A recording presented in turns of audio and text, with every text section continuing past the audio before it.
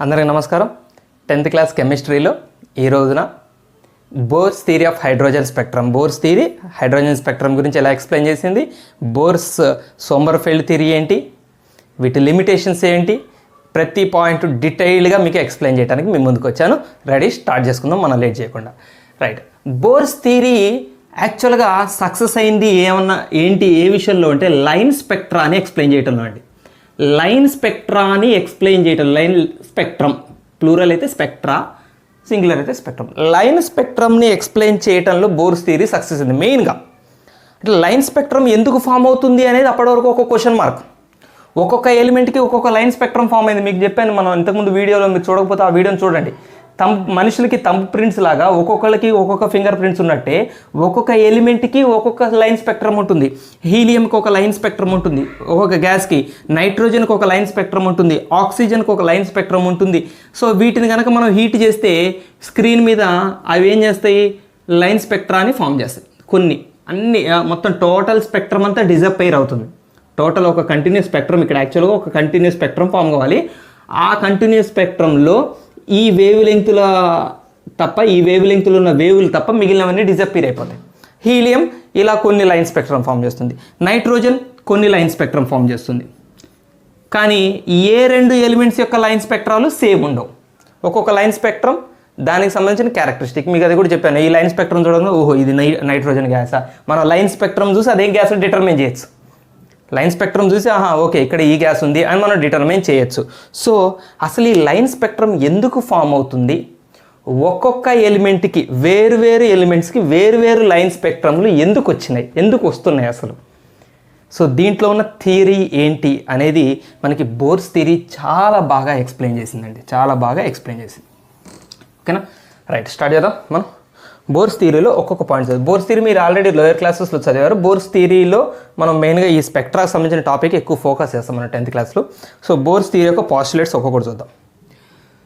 First point ఏం చెప్పారంటే, Niels Bohr nucleus చుట్టూ ఎలక్ట్రాన్స్ ఒక సర్క్యులర్ ఆర్బిట్లో తిరుగుతూ ఉంటాయి. Electrons revolve around the nucleus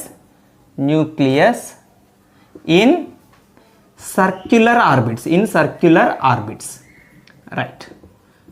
circular ఆర్బిట్స్లో తిరుగుతుంటాయని చెప్పాడు. అంటే ఒక ఎలక్ట్రాన్ ఇలా తిరుగుతుంది, ఇంకొక అకామిడేషన్ ఛాన్స్ ఉంటే ఇంకో ఎలక్ట్రాన్ కూడా ఇది ఆర్బిట్ తిరుగుతుంది, లేకపోతే ఇంకో సర్క్యులర్ ఆర్బిట్, అట్లా సర్క్యులర్ ఆర్బిట్స్లో ఎలక్ట్రాన్స్ తిరుగుతుంటాయి న్యూక్లియస్ చుట్టూ అని చెప్పాడు. ఇది ఫస్ట్ పాయింట్.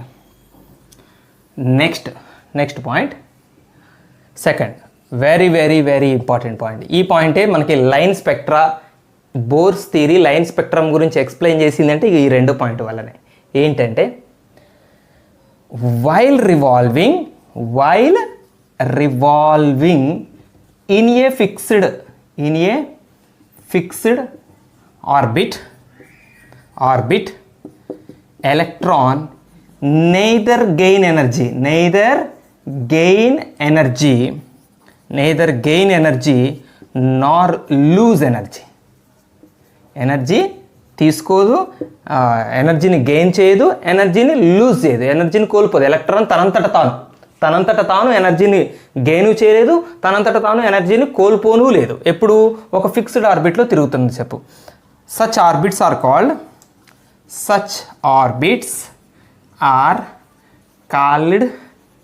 Stationery orbits. చాలా పెద్ద రెవల్యూషనరీ స్టేట్మెంట్ ఇది, స్టేషనరీ ఆర్బిట్స్. ఏంటిది, దీని మీనింగ్ ఏంటి? ఈ పాయింట్ ఎంత వేరు చేసిందంటే బోర్స్ థియరీని, అంతకుముందు రూదర్ఫోర్డ్ ఇచ్చిన థియరీ ఫెయిల్ అవ్వడానికి, బోర్స్ థియరీ రూదర్ఫోర్డ్ థియరీ మీద సక్సెస్ అవ్వడానికి కారణమైన పాయింట్ కూడా ఇదే. అప్పటి వరకు క్లాసికల్ ఫిజిక్స్లో ఒక ప్రిన్సిపల్ ఉండేది. ఫిజిక్స్ యొక్క బ్రాంచ్ అది. క్లాసికల్ ఫిజిక్స్లో ఒక ప్రిన్సిపల్ ఉండేది, ఒక నమ్మకం ఉండేది. ఏంటి ఆ నమ్మకం అంటే ఒక తిరుగుతున్న ఛార్జ్డ్ పార్టికల్, అంటే ఒక ఛార్జ్డ్ పార్టికల్ కంటిన్యూస్గా తిరుగుతూ ఉంటే దాని ఎనర్జీ తగ్గిపోతుంటుంది, కొంచెంగా ఎనర్జీ కోల్పోతుంటుంది ఎలక్ట్రాన్. ఇక్కడ ఛార్జ్డ్ పార్టికల్ ఎలక్ట్రాన్ కదా, తిరుగుతూ ఉన్న ఎలక్ట్రాన్ కొంచెంగా ఎనర్జీని కోల్పోతుంది. కొంచెంగా ఎనర్జీ కోల్పోతే ఏం కావాలి? ఫర్ ఎగ్జాంపుల్ సే ఎలక్ట్రాన్ ఈ ఆర్బిట్లో తిరుగుతుంది, దానికి కొంత ఎనర్జీ ఉంది. ఇలా తిరుగుతున్న ఎలక్ట్రాను క్లాసికల్ ఫిజిక్స్ ఏం చెప్పింది, ఎలక్ట్రాన్ ఎనర్జీని కోల్పోతుంటుంది. ఎనర్జీ ఎక్కువ ఉంది కాబట్టి బయట పెద్ద సర్కిల్లో తిరుగుతుంది. ఎనర్జీ తక్కువ ఉన్న వాళ్ళు ఏం చేస్తారు, అంత పెద్ద సర్కిల్లో తిరగలుగుతారా? చిన్న రేడియస్లో తిరుగుతుంది. సార్ మేము గ్రౌండ్ చుట్టూ ఉరకలేము సార్, మాకు అంత ఎనర్జీ లేదు, చిన్న లోపల సర్కిల్లో తిరుగుతాం. ఇంకా ఎనర్జీ తక్కువ ఉంటే ఇంకా లోపల చిన్న సర్కిల్లో తిరుగుతాం. అట్లా అంటే ఎలక్ట్రాన్ ఏమైపోతుంటుంది, గ్రాడ్యువల్గా ఇట్లా లోపలికి తిరుగుతుంటుంది, తగ్గించుకుంటుంది, తన సర్కిల్ తగ్గించుకుంటూ న్యూక్లియస్లో పడి యాటమ్ డిజపియర్ అవ్వాలి. క్లాసికల్ ఫిజిక్స్ ప్రిన్సిపల్ ప్రకారం ఇలా తిరుగుతున్న ఎలక్ట్రాన్ ఇలా అయిపోవాలి. అందుకనే నీల్స్ బోర్ ఏం చెప్పాడంటే, అప్పటి వరకు ఉన్న క్లాసికల్ ఫిజిక్స్లో ఉన్న ఈ ప్రిన్సిపల్ కరెక్టే, కానీ ఇది కరెక్టే, తిరుగుతున్న చార్జ్డ్ పార్టికల్ ఎనర్జీని కోల్పోవడం కరెక్టే, కానీ this should not be applied for atoms. యాటమ్స్కి ఈ కాన్సెప్ట్ని, ఈ ప్రిన్సిపల్ని అప్లై చేయొద్దు. తిరుగుతున్న చార్జ్డ్ పార్టికల్ ఎనర్జీని కోల్పోతుంది అనే కాన్సెప్ట్ని, ప్రిన్సిపల్ని యాటమ్స్కి అప్లై చేయొద్దు అంటూ క్లాసికల్ ఫిజిక్స్ నుంచి కొత్త ఫిజిక్స్కి రూపకల్పన చేశారు.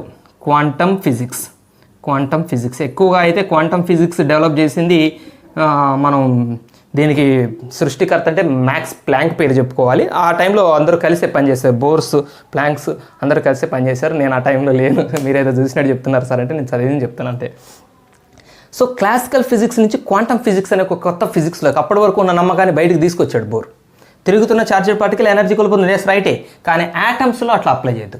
సో యాటమ్స్లో ఏంటి అంటే, ఒక ఎలక్ట్రాన్ ఒక ఆర్బిట్లో తిరుగుతున్నంతసేపు ఎనర్జీని కోల్పోదు, లేదా ఎనర్జీని గెయిన్ చేయదు తనంతట తాను.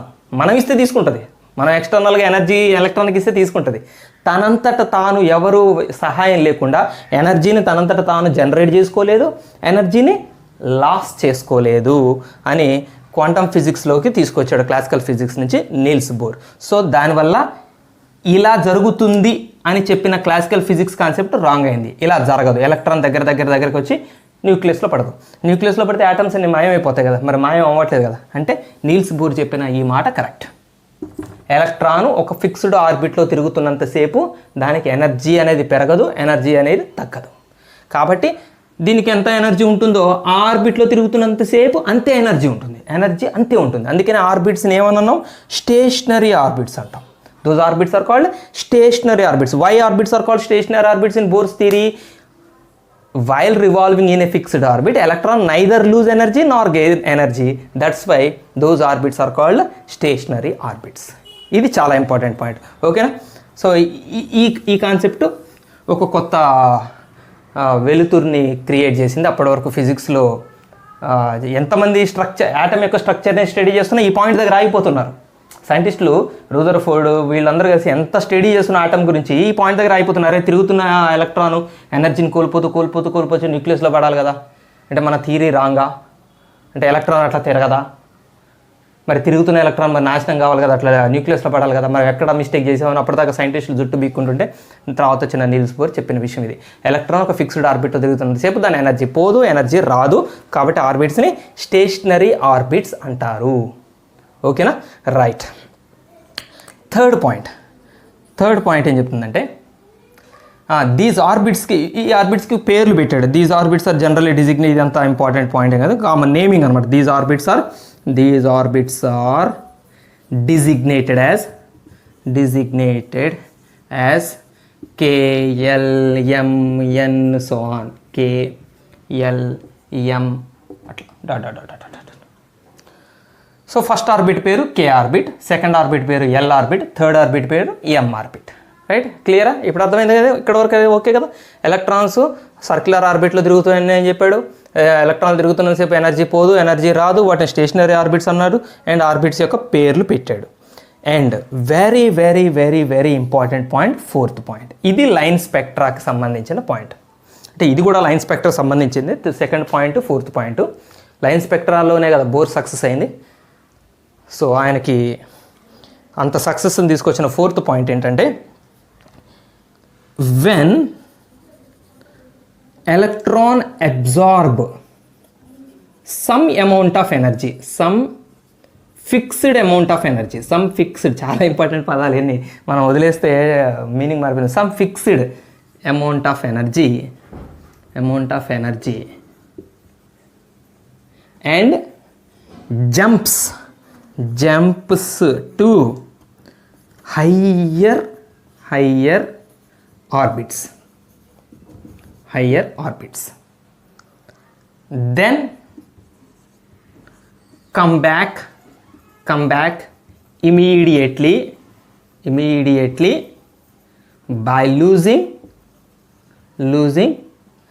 the absorbed energy in the form of radiation. ప్రతి పాయింట్ చాలా ఇంపార్టెంట్ పాయింట్. ఇది మీకు తెలిసిందే. ఎనర్జీ ఆర్బిట్లో తిరుగుతున్నంతసేపు దానికి ఎనర్జీ పెరగదు, ఎనర్జీ తగ్గదు. అంటే ఎనర్జీని అది సృష్టించుకోలేదు, ఎనర్జీని అది కోల్పోదు కూడా. కానీ మనం ఎవరైనా ఎనర్జీ ఇస్తే తీసుకుంటుంది. అయితే ఇప్పుడు ఫర్ ఎగ్జాంపుల్ ఈ ఎలక్ట్రాన్ ఫస్ట్ ఆర్బిట్లో తిరుగుతుందండి. ఈ ఎలక్ట్రాన్కి మనం ఏం చేద్దామంటే బయట నుంచి కొంత అమౌంట్ ఆఫ్ ఎనర్జీని ఇద్దాం. ఎనర్జీ ఇవ్వగానే దానికి ఎనర్జీ పెరిగిపోయింది, దానికి శక్తి వచ్చింది. మీకు ఏం చెప్పాను, ఎనర్జీ పెరిగితే అది చిన్న ఆర్బిట్స్లో ఏం తిరుగుతుంది, పెద్ద రౌండ్లు కొడుతుంది. డాడీ నాకు బాగా ఎనర్జీ వచ్చేసింది, నేను అంతా తిరిగి వస్తాను డాడీ అని పిల్లగాడు అంటాడు. చూడండి, నేను అంతా తిరిగి, చిన్న పిల్లగాడే అక్కడక్కడే తిరుగుతూ అంటాడు. కొంచెం పెద్ద అయిన తర్వాత ఎనర్జీ పెరుగుతుంది, ఊరంతా తిరిగి వస్తాడు. ఎనర్జీ పెరిగితే ఎలక్ట్రాన్ ఈ ఆర్బిట్ ఎందుకు పై ఆర్బిట్లకు పోతుంది. పై ఆర్బిట్ అంటే హయ్యర్ లెవెల్స్కి జంప్ అవుతుంది. అయితే ఎలక్ట్రాన్ హయ్యర్ లెవెల్స్కి జంప్ అయితే సరే పోరా బాబు తిరిగి రాపో అంటాం మనం. తిరుగుతాడు, ఎంతసేపు తిరుగుతాడు, మళ్ళీ ఎక్కడికి వస్తాడు, ఇంటికే వస్తాడు. సాయంత్రం అయితే మళ్ళీ ఇంటికి వస్తాడు, వదిలిపెట్టి ఉండలేడు కదా. అలానే ఎలక్ట్రాన్ కూడా దానికి ఎనర్జీ వచ్చిన ఆనందంలో నెక్స్ట్ లెవెల్స్కి జంప్ అవుతుంది. సెకండ్ ఆర్బిట్కో, థర్డ్ ఆర్బిట్కో, ఫోర్త్ ఆర్బిట్కో జంప్ అవుతుంది. కానీ అక్కడ అన్స్టేబుల్, ఆ ఆర్బిట్లో ఎలక్ట్రాన్ అన్స్టేబుల్. ఏం చేస్తుంది, తీసుకునే ఎనర్జీని అక్కడే వదిలేసి మళ్ళీ వచ్చి తన ఒరిజినల్ స్టేట్లో, గ్రౌండ్ స్టేట్లో కూర్చుంటుంది. ఇది గ్రౌండ్ స్టేట్. ఫస్ట్ ఆర్బిట్లో ఉన్నప్పుడు, ఫస్ట్ ఆర్బిట్ మనం గ్రౌండ్ స్టేట్ అంటాం. గ్రౌండ్ స్టేట్లో ఉన్నప్పుడు ఎలక్ట్రాన్ చాలా ప్రశాంతంగా స్టేబుల్గా ఉంటుంది. ఎనర్జీని ఇస్తే ఎగ్జైట్ అయిపోతుంది, పై ఆర్బిట్స్కి వెళ్తుంది, ఎనర్జీని వదిలేస్తుంది, మళ్ళీ కింద ఆర్బిట్కి వస్తుంది. అది వదిలేసిన ఎనర్జీ, పై ఆర్బిట్స్లో వదిలేసిన ఎనర్జీ రేడియేషన్ ఫామ్లో బయటికి వచ్చేస్తుంది. రేడియేషన్ అంటే లైట్ ఫామ్లో, వేవ్స్ ఫామ్లో బయటికి రిలీజ్ అవుతుంటుంది. వేవ్స్ అంటే మరి దానికి ఒక వేవ్ లెంగ్త్ ఉంటుంది కదా, రైట్. ఇక్కడ ఇంకొంచెం డీప్ అనాలిసిస్ చేద్దామండి. ఇక్కడ మోస్ట్ ఇంపార్టెంట్ పాయింట్ ఏంటంటే, ఫస్ట్ పాయింట్ నేనేం చెప్పాను, ఎనర్జీని ఇస్తే ఎలక్ట్రాన్ పై లెవెల్కి జంప్ అవుతుంది అని చెప్పాను. అయితే ఎలక్ట్రాన్కి మనం ఎనర్జీని ఫిక్స్డ్ అమౌంట్లోనే ఇవ్వాలి. అంటే మనం ఏ ఎనర్జీ పడితే ఆ ఎనర్జీ ఇస్తే ఎలక్ట్రాన్ తీసుకోదు. ఎలక్ట్రాన్కి కొన్ని ఫిక్స్డ్ అమౌంట్ ఆఫ్ ఎనర్జీలు ఉంటాయి. నువ్వు ఆ ఎనర్జీ ఇస్తేనే నేను తీసుకుంటా, అది కాకుండా వేరేది ఇస్తే నాకు వద్దు. అంటే మీకు ఇంకా డీటెయిల్గా ఎక్స్ప్లెయిన్ చేస్తాను నేను, ఓకేనా. తీసనేది రైట్, చాలా బాగుంటుంది. బోర్స్ థియరీ చాలా క్లీన్గా అర్థమవుతుంది. ఎలక్ట్రాను గ్రౌండ్ స్టేట్ నుంచి ఎగ్జైటెడ్ స్టేట్లో పోయి అక్కడ ఎక్కువసేపు ఉండదు, ఏదో ఆనందంలో అక్కడికి పోతుంది. కానీ మిల్లీ సెకండ్స్లోనే రేట్ అవుతుంది. మిల్లీ సెకండ్స్ పోయి ఎట్లా వచ్చేస్తుంది, ఎట్లా పోతుంది, ఎట్లా వచ్చేస్తుంది. రైట్, సపోజ్ ఇది ఒక యాటమ్ అండి, ఎవరిదో hydrogen, helium, lithium, beryllium, boron, carbon, ఏదో ఎలిమెంట్కి సంబంధించిన ఒక యాటమ్, రైట్. ఇందులో ఒక 4 ఆర్బిట్స్ ఉన్నాయి. బోర్స్ థియరీ చెప్తున్నాను, ఒక విషయం చెప్తున్నాను. బోర్స్ థియరీ ఓన్లీ హైడ్రోజన్ గురించే చెప్పింది. మనం డిమెరిట్స్లో మాట్లాడుకుందాం. నేను జస్ట్ ఫర్ ఎగ్జాంపుల్ చెప్తున్నాను. ఎవరో ఏ అనే ఒక యాటమ్ తీసుకున్నా. ఇది ఏ ఎలిమెంట్ యాటమో మీకు మన ప్రస్తుతానికి అప్రస్తుతం మనం పక్కన పెట్టదు. హైడ్రోజన్ ఏ ఎలిమెంట్ పక్కన పెడదాం. సో న్యూక్లియస్ చుట్టూ ఇక్కడ 4 ఆర్బిట్స్ ఉన్నాయి. ఫస్ట్ ఆర్బిట్లో ఎలక్ట్రాన్ ఉంది. ఫర్ ఎగ్జాంపుల్ ఎలక్ట్రాన్ ఈ ఫస్ట్ ఆర్బిట్లో తిరుగుతున్నంతసేపు దానికి ఒక ఫిక్స్డ్ ఎనర్జీ ఉంటుందని చెప్పాం కదా. ఆ ఎనర్జీ తగ్గదు, పెరగదు. అక్కడ తిరుగుతున్నంతసేపు, ఆ ఆర్బిట్లో తిరుగుతున్నంతసేపు దాని ఎనర్జీ తగ్గదు, పెరగదు. సపోజ్ ఆ ఎనర్జీ మనం ఊరికే 3 ఎలక్ట్రాన్ వోల్ట్స్ అనుకుందాం. ఎలక్ట్రాన్ వోల్ట్స్ ఎనర్జీని జూల్స్ లేదా చిన్న అమౌంట్ ఆఫ్ ఎనర్జీని ఎలక్ట్రాన్ వోల్ట్స్లో మెజర్ చేస్తాం. జూల్స్ లేదా ఎలక్ట్రాన్ వోల్ట్స్. సో ఎలక్ట్రాన్ ఈ ఆర్బిట్లో తిరుగుతున్నప్పుడు ఈ ఆర్బిట్కి ఎంత ఎనర్జీ, ప్రతి ఆర్బిట్కి ఒక ఫిక్స్డ్ ఎనర్జీ ఉంటుందండి. చూడండి, ఈ ఆర్బిట్కి ఫిక్స్డ్ ఎనర్జీ ఉంటుంది. ఈ సెకండ్ ఆర్బిట్కి ఒక ఫిక్స్డ్ ఎనర్జీ ఉంటుంది. థర్డ్ ఆర్బిట్కి ఒక ఫిక్స్డ్ ఎనర్జీ ఉంటుంది. ఫస్ట్ ఆర్బిట్కి ఫిక్స్డ్ ఎనర్జీ అంతా 3 ఎలక్ట్రాన్ వోల్ట్స్. సెకండ్ ఆర్బిట్కి 5 ఎలక్ట్రాన్ వోల్ట్స్ అనుకుందాం. ఫిక్స్డ్ ఎనర్జీ అంటే 5 ఎలక్ట్రాన్ వోల్ట్స్ ఉంటుంది. సెకండ్ ఆర్బిట్ యొక్క ఎనర్జీ ఫిక్స్డ్ ఉంటుంది. అందుకని ఈ ఆర్బిట్స్ని మనం ఎనర్జీ లెవెల్స్ అంటారు. ఏమంటారు వీటిని? Energy levels. ఈ ఆర్బిట్స్ని ఎనర్జీ లెవెల్స్ అంటారు. ఒక్కొక్క ఆర్బిట్కి ఒక్కొక్క ఎనర్జీ లెవెల్ ఉంటుంది. దీనికి 3 ఎలక్ట్రాన్ వోల్ట్స్, దీనికి 5 ఎలక్ట్రాన్ వోల్ట్స్, దీనికి ఒక 7 ఎలక్ట్రాన్ వోల్ట్స్ అనుకుందాం. దీనికి ఓన్లీ ఎగ్జాంపుల్ నెంబర్స్, నేను ఎగ్జాక్ట్ వాల్యూస్ చెప్తాను తర్వాత, మనకు అవసరం లేదు అది అనుకుందాం. సపోజ్ ఇప్పుడు నువ్వు ఎలక్ట్రాన్కి ఎంత ఎనర్జీ ఇస్తావంటే 2 ఎలక్ట్రాన్ వోల్ట్స్ ఎనర్జీ ఇవ్వు, తీసుకుంటుందా తీసుకోదా? ఇప్పుడు చెప్పండి. 2 ఎలక్ట్రాన్ వోల్ట్స్ ఎనర్జీ ఎలక్ట్రాన్కి ఇస్తే తీసుకుంటుందా తీసుకోదా? ఎస్, యాక్సెప్ట్ చేస్తుంది. ఎందుకు యాక్సెప్ట్ చేస్తుంది? నువ్వు ఇచ్చిన 2 ఎలక్ట్రాన్ వోల్ట్స్ ఆల్రెడీ ఉన్న 3 ఎలక్ట్రాన్ వోల్ట్స్కి జతగలిగితే ఎంత అవుతుంది? 5 ఎలక్ట్రాన్ వోల్ట్స్. అంటే ఏ ఆర్బిట్కి జంప్ అవుతుంది? ఇప్పుడు నువ్వు ఇచ్చిన ఎనర్జీతో ఎలక్ట్రాన్ ఇక్కడకా నువ్వు ఇచ్చిన ఈ బోర్డు ఎనర్జీకి అక్కడ దాకా పోతానా అని తిట్టుకుంటూ జస్ట్ సెకండ్ ఆర్బిట్కి జంప్ అవుతుంది ఎలక్ట్రాన్. రైట్. లేదు 2 ఎలక్ట్రాన్ వోల్ట్స్ కాకుండా 4 ఎలక్ట్రాన్ వోల్ట్స్ ఇచ్చావు, తీసుకుంటుందా తీసుకోదా? ఎలక్ట్రాను 4 ఎలక్ట్రాన్ వోల్ట్స్ ఎనర్జీని యాక్సెప్ట్ చేస్తుందా చేసుకోదా? చేస్తుంది. 4 కలిపాం అనుకోండి, 2 ఇవ్వలేదు, ఇప్పుడు మీరు 4 ఇచ్చారనుకోండి, 4 + 3 7, అంటే థర్డ్ ఆర్బిట్కి వెళ్ళిపోతుంది. మీరు ఎంత ఎనర్జీని ఇచ్చారు అన్న దాన్ని బట్టి, మీరు పోయి దానికి ఏమో స్పూన్ ఫీడింగ్ బెటర్, ఎలక్ట్రాన్కి గోరు ముద్దలు పెట్టినట్టు ఎనర్జీ ముద్దలు బెటర్, హీట్ చేస్తాం. ఏదో ఒక నాన్ ల్యూమినస్ ఫ్లేమ్ అని మనం ఫస్ట్ వీడియోలో హీట్ చేస్తాం, హీట్ ఎనర్జీ అది అబ్జార్బ్ చేసుకుంటుంది. 4 ఎలక్ట్రాన్ వోల్ట్స్. సపోజ్ ఇంకా 9 ఎలక్ట్రాన్ వోల్ట్స్ని కూడా యాక్సెప్ట్ చేస్తుంది కదా, 3కి 9 కలిపి 12 ఎలక్ట్రాన్ వోల్ట్స్. ఓకేనా? సో నువ్వు ఈ ఎనర్జీ ఇచ్చే తీసుకుంటుంది, ఈ ఎనర్జీ ఇచ్చావు తీసుకుంటుంది, ఈ ఎనర్జీ ఇచ్చావు తీసుకుంటుంది. సపోజ్ 1 ఎలక్ట్రాన్ వోల్ట్ ఎనర్జీ ఇచ్చావు, ఎలక్ట్రాన్కి 1 ఎలక్ట్రాన్ వోల్ట్ ఎనర్జీ ఇచ్చావు, ఎలక్ట్రాన్ యాక్సెప్ట్ చేయదు. ఎలక్ట్రాన్ ఈ ఎనర్జీని యాక్సెప్ట్ చేయదు, హయ్యర్ ఆర్బిట్కి వెళ్ళదు, ఇక్కడే తిరుగుతుంటుంది. నువ్వు ఇచ్చిన ఎనర్జీ అదే యాక్సెప్ట్, ఎలక్ట్రాన్ తీసుకోదు. ఓకేనా? సో ఇది కాన్సెప్ట్. అంటే ఎలక్ట్రాను ఫిక్స్డ్ అమౌంట్స్ని మాత్రమే యాక్సెప్ట్ చేస్తుంది అని నేను ఇందాక రాసిన పాయింట్ మీనింగ్ అది. ఫిక్స్డ్ అమౌంట్ అంటే ఒక్కొక్క ఆర్బిట్కి ఒక్కొక్క ఎనర్జీ ఉంటుంది కదా. సో ఈ ఎలక్ట్రాన్ ఈ ఆర్బిట్కి పోవాలనుకుంటుందో, ఇక్కడ నుంచి సెకండ్కి పోతుందా, ఇక్కడ నుంచి థర్డ్కి పోతుందా, ఇక్కడ నుంచి ఫోర్త్కి పోతుందా, ఏ ఆర్బిట్కి పోవాలనుకుంటున్నో ఆ ఆర్బిట్ యొక్క ఎనర్జీకి ఈక్వల్ కావాలి నువ్వు ఇచ్చే ఎనర్జీ ప్లస్ ఆల్రెడీ దానుకున్న ఎనర్జీ. నువ్వు ఇచ్చే ఎనర్జీ ప్లస్ ఆల్రెడీ దానుకున్న ఎనర్జీ కలిపితే అది పోవాలనుకున్న ఆర్బిట్ యొక్క ఎనర్జీకి ఈక్వల్ అయినప్పుడు మాత్రమే అది ఆ ఎనర్జీని యాక్సెప్ట్ చేస్తుంది. సపోజ్ మనం ఇక్కడ ఏం చేద్దామంటే దీనికి 4 ఎలక్ట్రాన్ వోల్ట్స్ ఎనర్జీ ఇచ్చానండి. 4 ఎలక్ట్రాన్ వోల్ట్స్ ఎనర్జీ ఇస్తే యాక్సెప్ట్ చేస్తుందా? చేస్తుంది. చేసి ఎక్కడికి పోతుంది? 4 ఎలక్ట్రాన్ వోల్ట్స్ ఇస్తే ఇక్కడికి వస్తుంది. సెకండ్ ఆర్బిట్, ఇది ఫస్ట్ ఆర్బిట్, సెకండ్ ఆర్బిట్, ఇది థర్డ్ ఆర్బిట్కి వస్తుంది. ఇప్పుడు ఏం చెప్పాను నేను? థర్డ్ ఆర్బిట్కి రాగానే ఎక్కువసేపు ఉండదు, మిల్లీ సెకండ్సే ఉంటుంది, ఉండి మళ్ళీ తన గ్రౌండ్ స్టేట్కి అది వచ్చేస్తుంది. ఎలా వస్తుంది? ఎంత తీసుకుంది? 4 ఎలక్ట్రాన్ వోల్ట్స్ని తీసుకుంటుంది. ఆ 4 ఎలక్ట్రాన్ వోల్ట్స్ని ఇక్కడ వదిలేస్తుంది. సో ఆ వదిలేసిన 4 ఎలక్ట్రాన్ వోల్ట్స్ ఎనర్జీ వేవ్ ఫామ్లో, రేడియేషన్ ఫామ్లో, radiation is a form of energy కదా, రేడియేషన్ ఫామ్లో రిలీజ్ అవుతుంది. అంటే ఇప్పుడు రిలీజ్ అయిన వేవ్ ఎంత ఎనర్జీతో రిలీజ్ అయింది? 4 ఎలక్ట్రాన్ వోల్ట్స్తో రిలీజ్ అయింది. ఎందుకు 4 ఎలక్ట్రాన్ వోల్ట్స్తో వేవ్ రిలీజ్ అయింది? నువ్వు ఇచ్చింది 4 ఎలక్ట్రాన్ వోల్ట్స్ ఎనర్జీయే కాబట్టి. క్లియరా? 4 ఎలక్ట్రాన్ వోల్ట్స్ ఎనర్జీ ఇచ్చావు కాబట్టి అది ఎగ్జైట్ అయ్యి హయ్యర్ లెవెల్కి పోయి మళ్ళీ నువ్వు ఇచ్చిన 4 ఎలక్ట్రాన్ వోల్ట్స్ వదిలేసి మళ్ళీ ముందుకు వస్తుంది. రైట్. ఇప్పుడు చెప్పండి, 9 ఎలక్ట్రాన్ వోల్ట్స్ ఎనర్జీ కూడా యాక్సెప్ట్ చేస్తుంది కదా. ఎలక్ట్రాను 9 ఎలక్ట్రాన్ వోల్ట్స్ ఎనర్జీని కూడా యాక్సెప్ట్ చేస్తుంది. చేసి ఎక్కడికి పోతుంది? ఈ ఎలక్ట్రాను ఎక్కడికి పోతుంది? ఇటు రాద్దామా, ఇక్కడ రాద్దాం, ఈ ఆర్బిట్కి పోతుంది. ఇది 1 2 3 4th ఆర్బిట్కి పోయిందండి. 4th ఆర్బిట్కి పోయి ఏం చేస్తుంది? మళ్ళీ ఇమీడియట్గా రిటర్న్ అవుతుంది. ఎంత ఎనర్జీని రిలీజ్ చేస్తుంది? గ్రౌండ్ స్టేట్కి వచ్చిందంటే మళ్ళీ ఎంత ఎనర్జీని? నువ్వు ఇచ్చిన 9 ఎలక్ట్రాన్ వోల్ట్స్ ఎనర్జీని రేడియేషన్ ఫామ్లో వదిలిపెట్టి మళ్ళీ కిందకి వచ్చేసింది.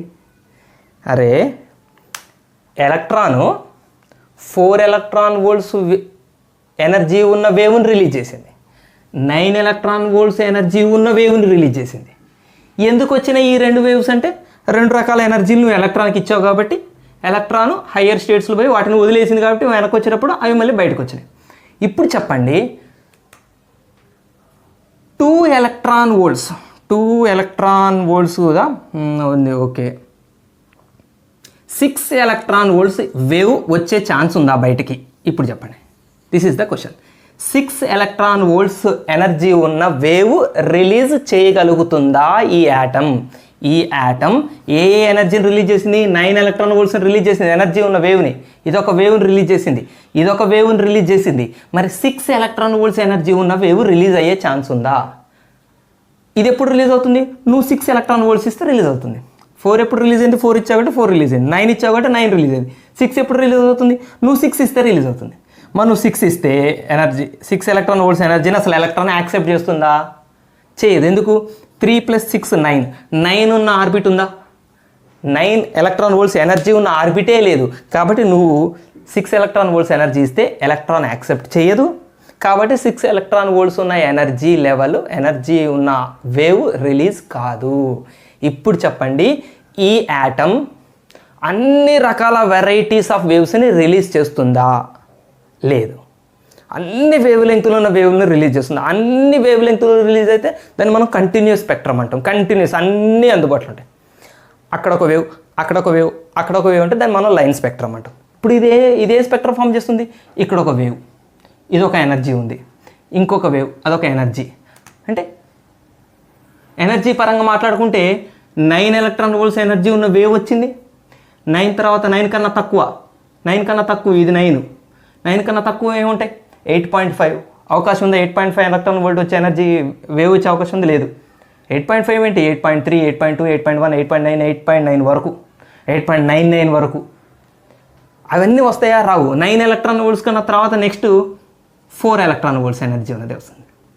అంటే స్క్రీన్ మీద మనకి అన్ని వేవ్స్ వరుసగా పడుతున్నాయా? లేవు. ఇక్కడ ఒక వేవ్, ఇక్కడ ఒక రేడియేషన్, ఒక లైన్ ఇక్కడ ఒకటి ఫామ్ అవుతుంది, ఇక్కడ ఒక లైన్ ఫామ్ అవుతుంది.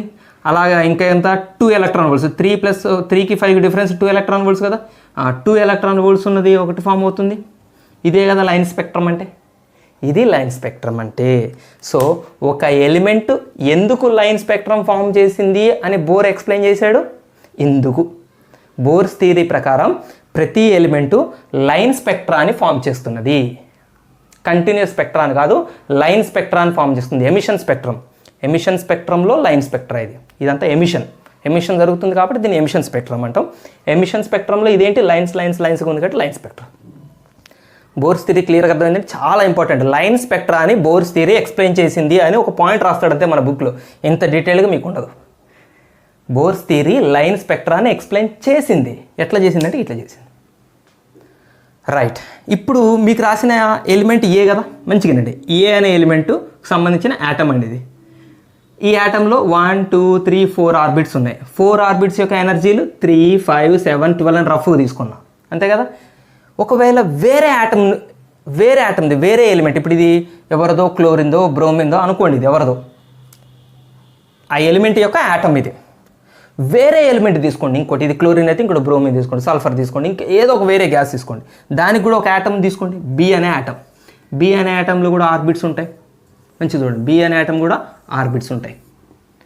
ఈ ఆర్బిట్స్కి ఫిక్స్డ్ అమౌంట్ ఆఫ్ ఎనర్జీ ఉంటుంది. ఒక్కొక్క ఆర్బిట్కి ఒక్కొక్క ఎనర్జీ ఉంటుంది. ఆ ఎనర్జీలు ఈ ఎనర్జీకి సేమ్ ఉండవు, గుర్తుపెట్టుకోండి.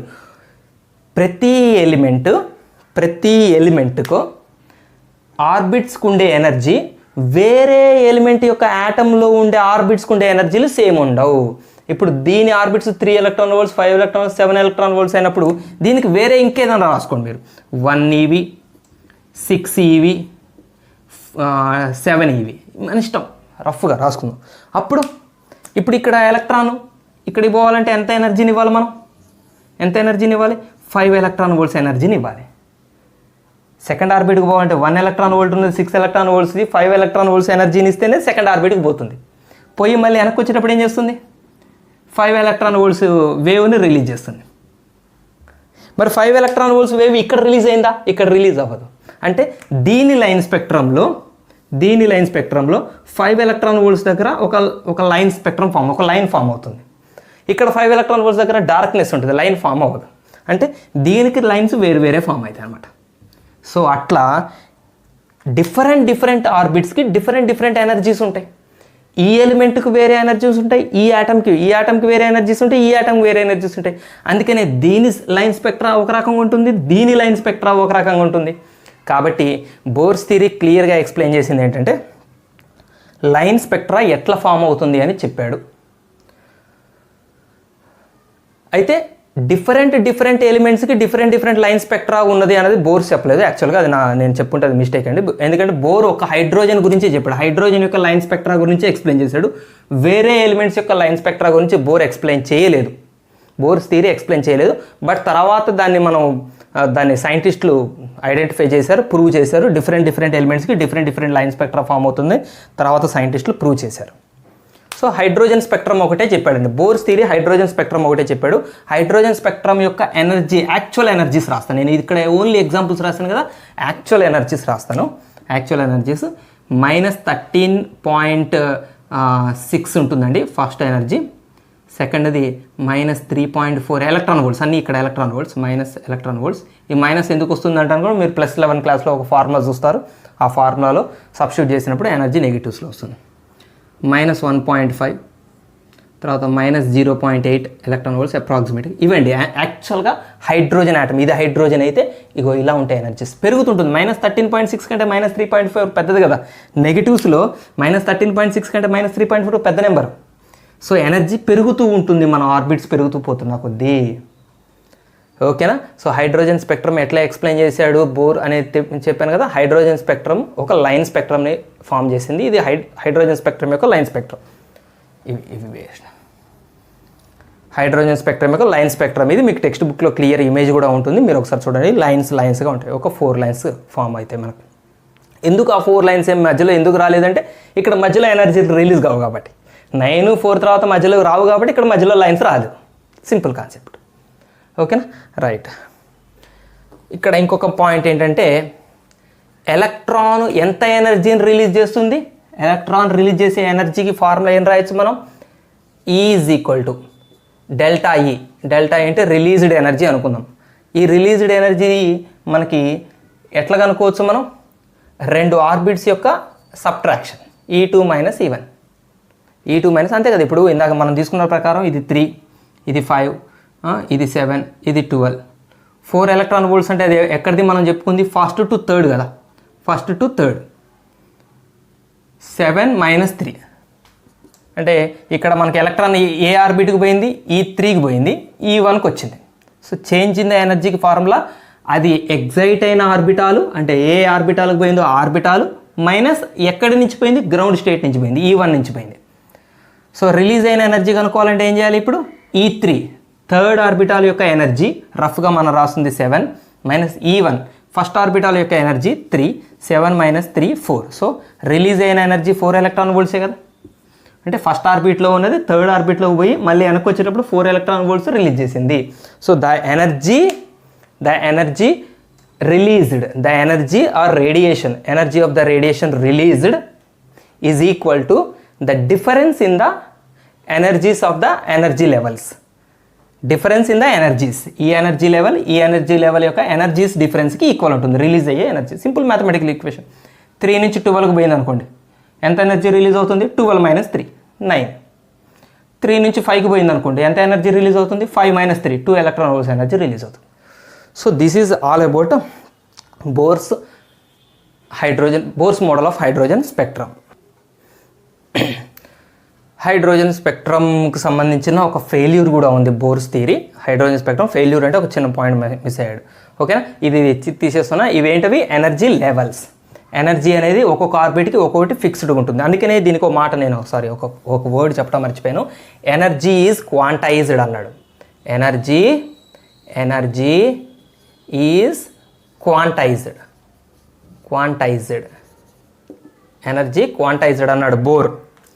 ఆర్బిట్స్ యొక్క ఎనర్జీ క్వాంటైజ్డ్ అన్నాడు. క్వాంటైజ్డ్ అంటే అర్థం ఏంటంటే ఒక number, whole number, numerical integers ఫామ్లో ఉంటుంది. అంటే ఇప్పుడు ఫర్ ఎగ్జాంపుల్ మనం మార్కెట్కి పోయాం అనుకోండి, మార్కెట్లో ఇప్పుడు ఈ మార్కర్లు కొనాలంటే మీరు ఎట్లా కొంటారు, ఒక మార్కర్ లేదా 2 మార్కర్లు 3 మార్కర్లు అంటారు.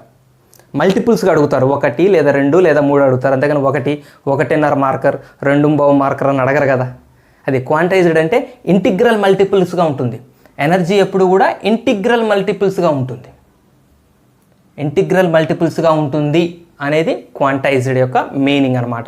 అంతేగాని అన్ని ఎనర్జీలు మనకు అవైలబుల్ ఉండవు. ఇప్పుడు -13.6 ఉంది, -3.4 ఉంది, మధ్యలో ఎనర్జీ ఉండదు మనకి. ఇక్కడ ఎనర్జీ దీని తర్వాత ఇదే. అంటే ఎలక్ట్రాన్ ఇక్కడ నుంచి ఇక్కడికి పోవాలంటే ఎంత ఎనర్జీ కావాలో అంత ఎనర్జీ ఇస్తే అక్కడికి పోతుంది. నువ్వు కొంచెమే ఎనర్జీ ఇస్తే కొంచెం మధ్యదారిలో పోయి ఆగిపోవడం అనేది ఉండదు, అసలు బోదిగా నెక్స్ట్ లెవెల్ పోవాలంటే దానికి సరిపడా ఎనర్జీని ఇవ్వాలి. అంటే ఎవరి ఎనర్జీ వాళ్ళకి సెపరేట్గా ఉండటాన్ని మనం క్వాంటైజ్డ్ అంటాం. Energy is quantised. Right. Hydrogen spectrum గురించి చాలా బాగా చెప్పాడు నీల్స్ బోర్. హైడ్రోజన్ స్పెక్ట్రమ్లో మనకి లైన్ స్పెక్ట్రమ్ ఎట్లా ఫామ్ అయింది అనేది ఎక్స్ప్లెయిన్ చేశాడు. లైన్ స్పెక్ట్రమ్ ఎందుకు ఫామ్ అయింది, మధ్యలో ఎందుకు కొంత స్పెక్ట్రమ్ ఆబ్సెంట్ అయింది, ఓన్లీ కొన్ని లైన్స్ ఎందుకు ఫామ్ అయినాయి అంటే మీకు క్లియర్గా అర్థమైంది కదా. అన్ని రేడియేషన్స్ని యాటమ్ రిలీజ్ చేయలేదు, కొన్ని పర్టికులర్ రేడియేషన్స్ని రిలీజ్ చేస్తుంది.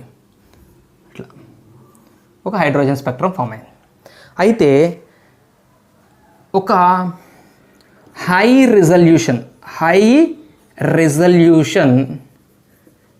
స్పెక్ట్రోస్కోప్తో మనం ఈ లైన్స్ని స్పెక్ట్రోస్కోప్ అనే ఒక డివైస్ ద్వారా చూస్తాం అనమాట. ఏమేమి లైన్స్ ఫామ్ అయితే, ఏ వేవ్ లెంగ్త్ ఉన్న లైన్ వేవ్ రిలీజ్ అయింది, రేడియేషన్ రిలీజ్ అయింది ఒక స్పెక్ట్రోస్కోప్ దాని ద్వారా మనం చూస్తాం. స్పెక్ట్రోస్కోప్ అనే డివైస్. హై రిజల్యూషన్ ఉన్న స్పెక్ట్రోస్కోప్తో ఈ లైన్ స్పెక్ట్రాన్ని పరిశీలించారు సైంటిస్టులు. చాలా హై రిజల్యూషన్ అంటే బాగా క్లారిటీ, హై మెగాపిక్సెల్. మనం ఫోన్లలో మాట్లాడితే మీకు ఈ రెజల్యూషన్ అంటే మీకు అర్థమయ్యే భాషలో చెప్పాలి. నాది నాది ఏదో 10 మెగాపిక్సెల్ కెమెరా అనుకోండి, మీ దగ్గర ఒక 40 మెగాపిక్సెల్ కెమెరా, సార్ మాది హై రెజల్యూషన్ కెమెరా సార్ అంటారు. హై రెజల్యూషన్ అంటే మంచిగా జూమ్ చేసినా కూడా మనకి క్లారిటీ మిస్ అవ్వదు. సో అట్లా దీన్ని జూమ్ చేసి చూసారు. ఈ ఒక లైన్ స్పెక్ట్రమ్ని ఒక లైన్ని జూమ్ చేసి చూస్తే ఒక సర్ప్రైజింగ్గా ఏం కనిపించిందంటే ఈ లైన్ ఒక సింగిల్ లైన్ కాదు, ఒక group of very closed finer lines, చాలా దగ్గరగా ఉన్న సన్న లైన్స్ యొక్క గ్రూప్. ఈ యొక్క సింగిల్ లైన్ని జూమ్ చేస్తే మన దూరం నుంచి చూస్తాం సింగిల్ లైన్లా కనిపించింది. దాన్ని జూమ్ చేయటం వల్ల దీంట్లో మళ్ళీ సన్న లైన్లు కనిపించినాయి.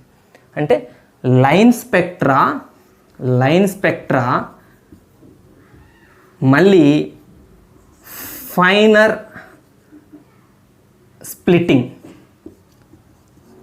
స్ప్లిట్టింగ్ అయింది. ఎందుకు అయింది అనేది బోర్ థియరీ చెప్పలేదు. బోర్ థియరీ ప్రకారం ఇక్కడ ఒక లైన్ ఫామ్ అయింది. ఎందుకు, ఒక రేడియేషన్ వచ్చింది కాబట్టి దానికి సంబంధించిన లైన్ ఫామ్ అయింది. నెక్స్ట్ వేరే రేడియేషన్ వచ్చింది దానికి లైన్ ఫామ్ అయింది. వేరే రేడియేషన్ దానికి లైన్ ఫామ్ అయింది. మళ్ళీ లైన్లో చిన్న లైన్స్ ఎందుకు వచ్చినాయి, లైన్ స్పెక్ట్రా ఎందుకు మళ్ళీ స్ప్లిట్ అయింది, ఒక లైన్ ఎందుకు మళ్ళీ స్ప్లిట్ అయింది. ఫైన్ అంటే చాలా సన్నటివి అనమాట, దగ్గరగా ఉన్నట్టు సన్నటి లైన్ల యొక్క ప్యాక్ లాగా కనిపించింది దీన్ని జూమ్ చేస్తే హై రిజల్యూషన్ స్పెక్ట్రోస్కోప్తో. ఎందుకు లైన్ స్పెక్ట్రా మళ్ళీ స్ప్లిట్ అయింది అన్నది నీల్స్ బోర్ ఎక్స్ప్లెయిన్ చేయలేకపోయాడు. ఇది బోర్స్ థియరీ యొక్క మెయిన్ డ్రాబ్యాక్. అయితే ఇమీడియట్గా ఆపద్బాంధుడు ఒక ఆయన వచ్చాడు. ఎవరైనా సోమర్ఫెల్డ్ ఏం చేశాడంటే బోర్స్ మోడల్లో ఒక చిన్న కరెక్షన్ చేశాడు. ఇప్పుడు బోర్స్ మోడల్లో బోర్ చెప్పింది ఏంటంటే ఎలక్ట్రాన్ సర్క్యులర్ ఆర్బిట్స్లో తిరుగుతుంది, అంతే కదా. సర్క్యులర్ ఆర్బిట్స్లో తిరుగుతుంది. ఒక్కొక్క ఆర్బిట్కి ఒక్కొక్క ఫిక్స్డ్ ఎనర్జీ ఉంటుంది. ఈ ఆర్బిట్కో ఫిక్స్డ్ ఎనర్జీ ఉంటుంది, ఈ ఆర్బిట్కో ఫిక్స్డ్ ఎనర్జీ ఉంటుంది, దీనికో ఫిక్స్డ్ ఎనర్జీ ఉంటుంది. మూడిటికి 3 ఫిక్స్డ్ ఎనర్జీలు ఉంటాయి. ఇది n=1, ఇది n=2, ఇది n=3. First orbit, second orbit, third orbit. ఇది బోర్ చెప్పింది. ఎలక్ట్రాన్ ఫస్ట్ ఆర్బిట్ నుంచి థర్డ్ ఆర్బిట్కి జంప్ అయ్యి మళ్ళీ వెనక్కి వస్తే ఒక రకమైన లైన్ స్పెక్ట్రమ్ ఫామ్ అవుతుంది, అంతే కదా. ఒక రకమైన లైన్ స్పెక్ట్రమ్ ఫామ్ అవుతుంది. ఎలక్ట్రాన్ కనుక సెకండ్ ఆర్బిట్కి జంప్ అయ్యి మళ్ళీ వెనక్కి వస్తే ఇంకో రకమైన లైన్ స్పెక్ట్రమ్ ఫామ్ అవుతుంది, ఇంకో లైన్ వస్తుంది. అంటే ఒక ఎనర్జీ రేడియేషన్ రిలీజ్ అవుతుంది. ఇది మనం ఇందాక ఇప్పుడు ఎక్స్ప్లెయిన్ చేసుకున్నాం. ఇప్పుడు మన ప్రాబ్లం ఏంటి అంటే ఒక లైన్ని జూమ్ చేస్తే ఎందుకు సన్నటి గ్రూప్ ఆఫ్ లైన్స్గా కనపడుతున్నాయి, అంటే లైన్ స్పెక్ట్రమ్ మళ్ళీ ఎందుకు స్ప్లిట్ అయింది అన్నది ఇప్పుడు మన క్వశ్చన్. అదే కదా ఇప్పుడు బోర్ ఎక్స్ప్లెయిన్ చేయలేకపోయాడు. సోమర్ఫెల్డ్ దానికి ఒక చిన్న కరెక్షన్ చేశాడు. ఏం చేశాడంటే సోమర్ఫెల్డ్ ఒక కొత్త క్వాంటమ్ నెంబర్ని ఇంట్రడ్యూస్ చేశాడు. మనం క్వాంటమ్ నెంబర్స్లో మళ్ళీ ఒకసారి దీన్ని డీటెయిల్గా చేద్దాం. ఇక్కడ n కూడా ఒక క్వాంటమ్ నెంబరే. క్వాంటమ్ నెంబర్స్ చాలా ఇంపార్టెంట్ వీడియో, అది మీరు ఖచ్చితంగా చూడండి. క్వాంటమ్ నెంబర్స్ని చాలా సింపుల్గా బాగా అర్థమయ్యేలాగా మీకు ఎప్పటికీ గుర్తుండిపోయేలా చెప్తాను. ఎందుకంటే ఇంటర్మీడియట్లో మళ్ళీ క్వాంటమ్ నెంబర్స్ మీ దగ్గరికి వస్తుంది కాబట్టి అక్కడ డీటెయిల్ చెప్తాను. ఇక్కడ ఎన్ ఒక quantum number, principal quantum number అంటారు. బోర్ ఇచ్చినటువంటి quantum number N. Principal quantum number ఏం చెప్తుంది? 1 ఉంటే ప్రిన్సిపల్ క్వాంటమ్ నెంబర్ వాల్యూ 1 ఉంటుంది first orbit, principal quantum number 2 ఉంటే అది second orbit, principal quantum number 3 ఉంటే third orbit. Principal quantum number orbit నెంబర్ని తర్వాత ఇంకా ఏమేమి చెప్తుందో మనం క్వాంటమ్ నెంబర్స్ చూద్దాం. ఈ క్వాంటమ్ నెంబర్తో పాటు సోమర్ఫీల్డ్ ఒక కొత్త క్వాంటమ్ నెంబర్ని ఇంట్రడ్యూస్ చేశాడు. అదే యాంగ్యులర్ మొమెంటమ్ క్వాంటమ్ నెంబర్ వస్తుంది. క్లారిటీ వచ్చేస్తుంది. క్వాంటమ్ నెంబర్ కొద్ది నిమిషాల్లోనే ఈ కాన్సెప్ట్ మీద మొత్తం క్లారిటీ వచ్చేస్తుంది. యాంగులర్ మొమెంటమ్ క్వాంటమ్ నెంబర్ అనేది ఒక కొత్త క్వాంటమ్ నెంబర్ ఇంట్రడ్యూస్ చేశాడు. ఎందుకోసం ఇంట్రడ్యూస్ చేశాడు కొత్త క్వాంటమ్ నెంబర్ని? ఇక్కడ లైన్ స్పెక్ట్రమ్ ఎందుకు స్ప్లిట్ అవుతున్నది, మళ్ళీ ఒక లైన్ ఎందుకు చిన్న చిన్న ఫైన్ లైన్స్గా స్ప్లిట్ అవుతుంది, ఇది ఒకటే ఎక్స్ప్లెయిన్ చేయడానికి ఇచ్చాడు. ఇది క్వాంటమ్ నెంబర్ ప్రకారం సోమర్ఫీల్డ్ చేసింది ఏంటంటే ఒక్కొక్క ఆర్బిట్ని షెల్ అని కూడా అంటాం మనం. షెల్ ఆర్ ఆర్బిట్, కొన్నిసార్లు మనం ఆర్బిట్స్ని షెల్ అనే టెర్మినాలజీ యూజ్ చేస్తాం. సో ప్రతి షెల్లో మళ్ళీ చిన్న చిన్న సబ్ షెల్స్ ఉంటాయి. అంటే ఒక షెల్, ఇది నెంబర్ 1 షెల్, ఇది నెంబర్ 2 షెల్. నెంబర్ 2 అంటే ఒకటే ఒక షెల్ కాదు, అందులో కొన్ని షెల్స్ ఉంటాయి. ఆ సబ్ షెల్స్ వల్ల ఈ లైను ఇలా స్ప్లిట్ అవుతుంది. ఒక లైన్లో ఇన్ని సన్నటి ఫైనర్ లైన్స్ ఉన్నాయి అనేది ఎక్స్ప్లెయిన్ చేశాడు. ఇస్తా క్లారిటీ సార్, దానికి దీనికి ఏం సంబంధం నేను చెప్తాను. సో చూడండి, ఇక్కడ క్వాంటమ్ నెంబర్కి ఇచ్చిన వాల్యూస్, ఎల్ యొక్క వాల్యూస్ ఎట్లా చెప్పాడంటే 0 to n-1. ఫర్ ఎగ్జాంపుల్ మనం ఫస్ట్ ఆర్బిట్ తీసుకుందామండి.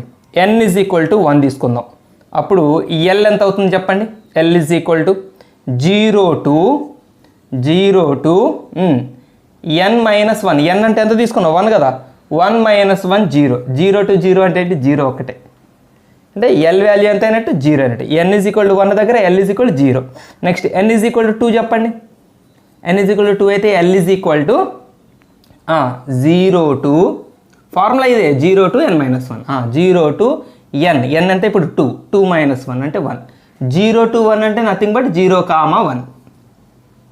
రెండు ఉన్నాయి. అంటే సెకండ్ ఆర్బిట్లో 2 సబ్ ఆర్బిట్స్ లేదా సబ్ షెల్స్. షెల్లో సబ్ షెల్స్.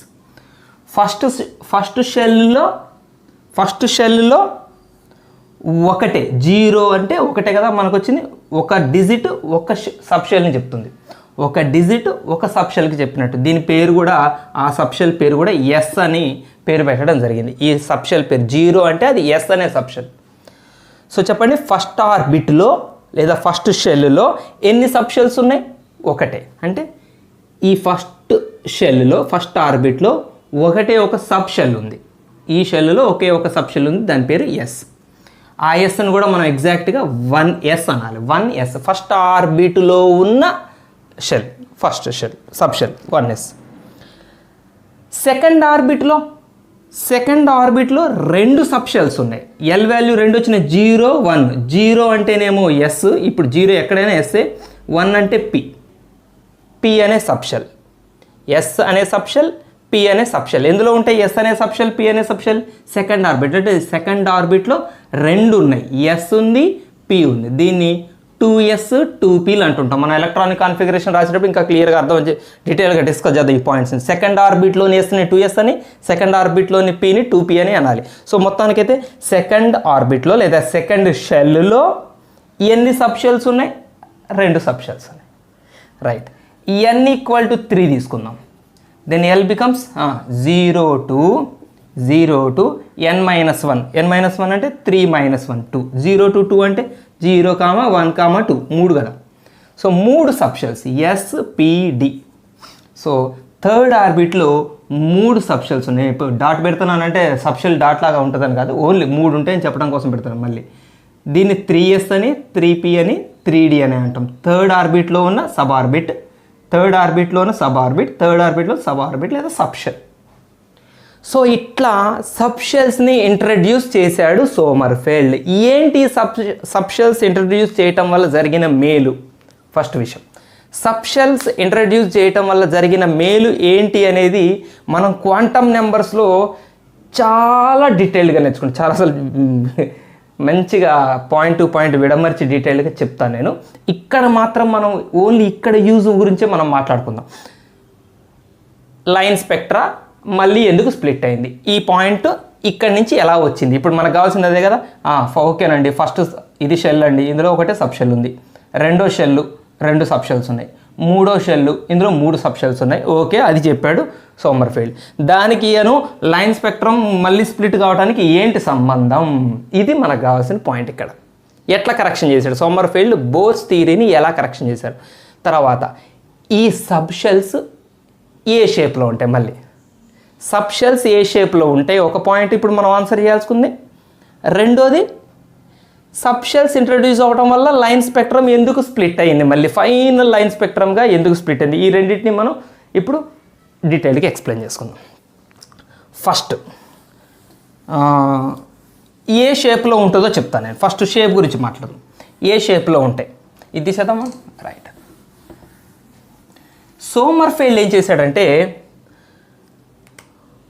మొదటి ఆర్బిట్ ఉంది చూసారా, ఓన్లీ మొదటి ఆర్బిట్, ఫస్ట్ ఆర్బిటే గీస్తున్నాను నేను, ఓన్లీ ఫస్ట్ ఆర్బిట్. ఫస్ట్ ఆర్బిట్లో ఎన్ని సబ్ షెల్స్ ఉంటాయి, ఫస్ట్ షెల్లో ఎన్ని సబ్ షెల్స్ ఉంటాయి, ఇక్కడ లిస్ట్ రాద్దామండి మనం ఊరికే రఫ్గా. n = 1 అయినప్పుడు l = 0, n = 2 అయినప్పుడు l = 0, 1, n = 3 అయినప్పుడు l = 0, 1, 2, ఇంతే కదా మనకు వచ్చింది. సో థర్డ్ ఆర్బిట్లో 3 సబ్ షెల్స్, సెకండ్ ఆర్బిట్లో 2 సబ్ షెల్స్, ఫస్ట్ ఆర్బిట్లో 1 సబ్ షెల్. ఫస్ట్ ఆర్బిట్లో ఒకటే ఒక సబ్ షెల్ ఉంటుంది చూసారా, ఆ సబ్ షెల్ని సర్క్యులర్గానే వదిలేశాడు. సో మొదటి సబ్ షెల్ని ఫస్ట్ సబ్ షెల్ని సర్క్యులర్గానే వదిలేశాడు. సర్క్యులర్ ఆర్బిట్, బోర్ చెప్పినట్టే బోర్స్ థియరీలో ఫస్ట్ ఆర్బిట్ సర్క్యులర్ షేప్లో ఉంటుంది. దీన్ని సోమర్ఫెల్డ్ కూడా ఫస్ట్ ఆర్బిట్ని సర్క్యులర్ షేప్లోనే వదిలిపెట్టాడు. నెక్స్ట్ సెకండ్ ఆర్బిట్కి వద్దాం. ఇది first orbit, second orbit draw చేస్తున్నాను. సెకండ్ ఆర్బిట్ అంటే ఇక్కడ డ్రా చేస్తాను, ఓన్లీ డైరెక్ట్గా సెకండ్ ఆర్బిట్ డ్రా చేస్తున్నాను. ఇక్కడ ఫస్ట్ ఆర్బిట్ ఉంటుంది, ఫస్ట్ ఆర్బిట్ గీయట్లేదు, ఓన్లీ డైరెక్ట్గా సెకండ్ ఆర్బిట్ గీస్తున్నాను. సెకండ్ ఆర్బిట్లో ఎన్ని సబ్ షెల్స్ ఉన్నాయి, సెకండ్ షెల్లో ఎన్ని సబ్ షెల్స్ ఉన్నాయి, 2 సబ్ షెల్స్ ఉన్నాయి కదా. 2 సబ్ షెల్స్లో 2 సబ్ షెల్స్ ఏంటవి, S1 P1, S1 P1, ఒకటి S ఇంకోటి P. ఎస్ను ఆల్రెడీ సోమర్ఫెల్డ్ ఏం చేశాడు, సర్క్యులర్గానే వదిలిపెట్టాడు. అక్కడైనా ఫస్ట్ సర్కిలే, ఇక్కడ ఉన్నదే ఒకటి సబ్ షెల్, ఉన్నదే ఒకటి, ఆ ఒకటి సర్క్యులరే. ఇక్కడ ఉన్నవి రెండు, అందులో మొదటిది సర్క్యులర్గా వదిలిపెట్టి రెండోది మాత్రం ఎలిప్స్ షేప్లో ఉంటుంది అని చెప్పాడు. అంటే మొదటిది ఎవరు S, రెండోది ఎవరు P కదా, SP. ఎస్, ఈ రెండు ఎక్కడ ఉంటాయి ఇంతకీ, S అనేది సబ్ షెల్, P అనే సబ్ షెల్ ఎక్కడ ఉంటాయి, సెకండ్ ఆర్బిట్లో. బోర్స్ థియరీలో సెకండ్ ఆర్బిట్ ఉంది కదా, బోర్స్ థియరీలో సెకండ్ ఆర్బిట్ లోపల ఈ రెండు ఉంటాయి. మీకు సింపుల్గా చెప్తానండి. బోర్స్ థియరీ ఏం చెప్పిందంటే, ఒక కాలనీ ఉందనుకోండి, ఇగో ఇది ఫస్ట్ ఇల్లు, ఇగో ఇది సెకండ్ ఇల్లు, అదే థర్డ్ ఇల్లు అని చెప్పుకుంటూ పోయింది ఇల్లుని. సోమర్ఫెల్డ్ వచ్చి ఏం చేశాడంటే, ఫస్ట్ ఇంట్లో ఒకటే రూమ్ ఉంది, సెకండ్ ఇంటిలో మళ్ళీ 2 గదులు ఉన్నాయి, ఇంటిలో మళ్ళీ సెపరేట్ పార్ట్స్ చెప్పాడు. మూడో ఇంట్లో 3 గదులు ఉన్నాయి, 4వ ఇంట్లో 4 గదులు ఉన్నాయి, అంటే డీటెయిల్గా వివరించుకుంటూ పోయాడు. బోర్ ఏమో ఇల్లు లెక్క మాత్రమే చెప్పుకుంటూ పోయాడు. First shell, second shell, third shell, fourth shell. Sommerfeld వచ్చి ఫస్ట్ షెల్లో ఒకటే సబ్ షెల్ ఉంది, సబ్ షెల్ అంటే ఇక్కడ రూమ్ అనుకోండి. సెకండ్ షెల్లో 2 సబ్ షెల్స్ ఉన్నాయి, సెకండ్ ఇంటిలో 2 రూమ్స్ ఉన్నాయి. అట్లా సో రెండవ ఆర్బిట్లో, బోర్స్ యొక్క సెకండ్ ఆర్బిట్లో ఇగో 2 సబ్ షెల్స్ సోమర్ఫెల్డ్ చూపించింది. బోర్ యొక్క థర్డ్ ఆర్బిట్ గీద్దాం. థర్డ్ ఆర్బిట్ అంటే ఫస్ట్ ఆర్బిట్ గీయట్లేదు, సెకండ్ ఆర్బిట్ గీయట్లేదు, థర్డ్ ఆర్బిట్లో ఎన్ని ఉన్నాయి, 3 కదా, 3 సబ్ షెల్స్. 3 సబ్ షెల్స్ ఎట్లుండాలి, ఫస్ట్ది సర్క్యులరే. సోమర్ఫెల్డ్ చేసింది ఏంటంటే బోర్స్ యొక్క ప్రతి ఆర్బిట్లో ఉండే సబ్ షెల్స్ ఉన్నాయి కదా, ఇక్కడ ఒక సబ్ షెల్, ఇక్కడ 2 సబ్ షెల్స్, ఇక్కడ 3 సబ్ షెల్స్. అందులో మొదటి సబ్ షెల్ని మాత్రము సర్క్యులర్గానే ఉంచాడు. బోర్స్ థియరీలో ఉన్నట్టే సర్క్యులర్గానే ఉంచాడు. తర్వాత సబ్షెల్స్ని మాత్రము ఎలిప్స్ షేప్లో డ్రా చేశాడు. ఎలిప్స్ షేప్లో ఉంటాయని చెప్పాడు. సో ఇప్పుడు దీంట్లో ఇది మూడోది, ఇది n = 1, ఇది n = 2, ఇది సెకండ్ ఆర్బిట్కి సంబంధించింది, ఇది థర్డ్ ఆర్బిట్కి. థర్డ్ ఆర్బిట్లో ఎన్ని ఉండాలి? 3 సబ్షెల్స్. ఇగో 1 2 ఎలిప్స్ షేప్లో 2 3 రైట్. ఈ 4 అంటే మీరు 4 n = 4 కూడా మీరు గీయాలంటే గీసుకోవచ్చు. n = 4 గీయాలంటే ఫస్ట్ ఆర్బిట్ గీయట్లేదు, సెకండ్ ఆర్బిట్ గీయట్లేదు, థర్డ్ ఆర్బిట్ గీయట్లేదు, fourth orbit, only direct fourth orbit గీస్తున్నాను. రైట్, ఫోర్త్ ఆర్బిట్ గీసాను. ఫోర్త్ ఆర్బిట్లో n = 4 అయితే జనరల్గా సబ్ ఆర్బిట్స్ ఎన్ని ఉంటాయి? l = 0 1 2 3 4 గీయాలి కదా. 4లో మొదటిది s, రెండోది p, మూడోది d, నాలుగోది f. వీటి మనం పేర్లు యాక్చువల్గా మనకి ఇక్కడ పేర్లు ఎక్కడా లేదు, మనకి ఇందులో లేదు, క్వాంటమ్ నెంబర్స్లో పేర్లు పరిచయం చేసుకోవడం. ఇదేమో s, ఇదేమో p, ఇదేమో d, ఇదేమో f. రైట్, ఇట్లా మనకి సబ్ ఆర్బిటాల్స్ సబ్ షెల్స్ ఇలా ఉంటాయి. అంటే ఒక్కొక్క షెల్లో బోర్స్ చెప్పిన ఒక షెల్లో యాక్చువల్గా చిన్న చిన్న సబ్ షెల్స్ ఉంటాయి అని సోమర్ఫెల్డ్ కరెక్షన్ చేశాడు. అంటే బోర్స్ యొక్క షెల్కి కొన్ని సబ్ షెల్స్ యాడ్ చేశాడు సోమర్ఫెల్డ్.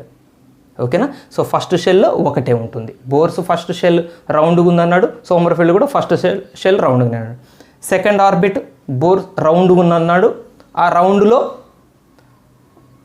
ఇవి ఒక సబ్షెల్ రౌండ్గాను ఒక సబ్షెల్ ఎలిప్స్ షేప్లోను ఉంచాడు. ఓకేనా? ఇది బోర్స్ థియరీని సోమర్ఫెల్డ్ కరెక్షన్ చేసిన విధానం. ఇలా కరెక్షన్ చేశాడు. ఎన్నో క్వశ్చన్స్ ఇది క్లియర్గా వింటున్న వాళ్ళ మనసుల్లో ఇప్పుడు రెచ్చగొడుతుంటాయి, చాలా డౌట్లు క్రియేట్ అవుతుంటాయి. అబ్బా ఎన్ని డౌట్స్ క్రియేట్ అవుతుంటాయి అంటే అన్నిటికీ నేను ఆన్సర్ చేయగలను నాకు తెలియదంటే మీకు వచ్చిన డౌట్లేవో మోస్ట్గా చాలామందికి వచ్చే డౌట్స్ నేనే రైజ్ చేసి నేను ఇక్కడ క్లారిఫికేషన్ ఇస్తాను. ఏంటంటే ఎందుకు సోమర్ఫెల్డ్ ఎలిప్స్ షేప్లోనే ఆర్బిట్స్ని గీశాడు? ఫస్ట్ది ఎలిప్స్ షేప్లోనే ఎందుకు ఆర్బిట్స్ని గీశాడు? మొదటిది ఎందుకు సర్క్యులర్గా వదిలేశాడు? ఇంతగా మొదటిది ఎందుకు సర్క్యులర్గా వదిలేశాడు? రెండోది ఎందుకు ఎలిప్స్లు గీశాడు? అసలు ఈ ఎలిప్స్లు గీయటానికి అసలు మన లైన్ స్పెక్ట్రమ్ స్ప్లిట్ అవ్వడానికి కాన్సెప్ట్కి కనెక్షన్ ఎక్కడ ఉంది? ఇవి మన మైండ్లో మెదలాలి. అవి ఎగ్జాక్ట్గా మంచిగా క్లాస్ వింటున్న స్టూడెంట్స్కి డెఫినెట్గా ఈ డౌట్స్ వస్తాయండి. ఈ డౌట్స్ అడగటం మీ బాధ్యత, మీ హక్కు, చెప్పడం నా బాధ్యత. మీరు అడిగారని నేను ఇమాజిన్ చేసుకుంటున్నా నా మైండ్లో, సార్ నాకు డౌట్ వచ్చింది సార్ అని ఎవరో ఒక స్టూడెంట్ అడుగుతున్నట్టుగా ఇమాజిన్ చేసుకుంటున్నా. కాబట్టి నేను ఎక్స్ప్లెయిన్ చేసే ట్రై చేస్తాను. ఎందుకంటే కంప్లీట్గా డీటెయిల్గా చెప్పకపోతే నాకు సాటిస్ఫాక్షన్ ఉంటుంది. అండ్ ఈ పాయింట్స్ మీకు ఎక్కడ దొరకవు కూడా. నేను చెప్తున్న దాదాపు నా వీడియోలో మీ టెక్స్ట్ బుక్లో అలా పైన రాసుకుంటూ పోతాడు. లోపలికి పోయి దాన్ని అర్థం చేసుకోవాలి అంటే మీరన్నా ట్రై చేయాలి. ఏదో నా గోటోడు ఎవరైనా క్లాస్ చెప్తే ఎప్పుడన్నా వినాలి. రైట్, దీనికి యాక్చువల్గా అండి వాస్తవంగా ఆ ఎలిప్స్ షేపులు సర్క్యులర్ షేపుల గురించి మీకు చాలా డెప్త్ కాన్సెప్ట్ ఉంది. మనం ఇంటర్మీడియట్ +1లో చూస్తాం, మనం అది ఇంటర్మీడియట్లో చూస్తాం. అయితే మీకు ఒక విషయం నేను షార్ట్కట్లో చెప్పేస్తాను. మీకు ప్లానెటరీ మోషన్ తెలుసు. సన్ చుట్టూ, ఇది సన్ అనుకోండి, సన్ చుట్టూ ప్లానెట్స్ రివాల్వ్ చేస్తుంటాయి. సన్ చుట్టూ ప్లానెట్స్ రివాల్వింగ్ చేస్తూ ఉంటాయి. అంటే ఏ ఆర్బిట్స్లో తిరుగుతుంటే మనం సోషల్లో మీరు చదువుకుంటారు, ఎలిప్టికల్ ఆర్బిట్స్లో సన్ చుట్టూ ప్లానెట్స్ తిరుగుతుంటాయి. మన ఎర్తే తీసుకుందాం, ప్లానెట్స్లో కూడా మన ఎర్త్ని తీసుకుందాం. ఎందుకు ప్లానెట్స్ సూర్యుడి చుట్టూ ఎలిప్టికల్ పాత్లోనే తిరగాలి అని మీరు కనుక క్వశ్చన్ వేసుకుంటే ఇక్కడ మీకు వచ్చే ఆన్సరే ఇక్కడ సోమర్ఫెల్డ్ ఎలిప్టికల్ ఆర్బిట్స్ ఇవ్వడానికి గల ఆన్సర్ కూడా. ఇక్కడ ఎలిప్టికల్ ఆర్బిట్స్ ఎందుకు అవుతాయో మీరు తెలుసుకుంటే ఇక్కడ ఎలిప్టికల్ ఆర్బిట్స్ అందుకే వచ్చినాయి. ఎందుకు ఎలిప్టికల్ ఆర్బిట్స్ వచ్చినాయి అంటే ఇక్కడ 2 కండిషన్స్ ఉన్నాయి. Sun is a central force. Sun ఏంటి? ఒక సెంట్రల్ ఫోర్స్, అంతే కదా.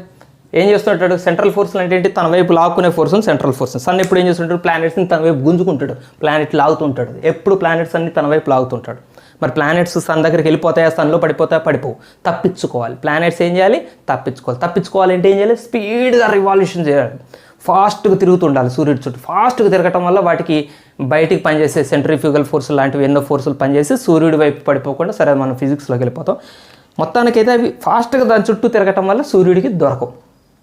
సెంట్రల్ ఫోర్స్కి దొరకకుండా ఉండాలంటే ఫస్ట్ది ఇది తిరుగుతూ ఉండాలి.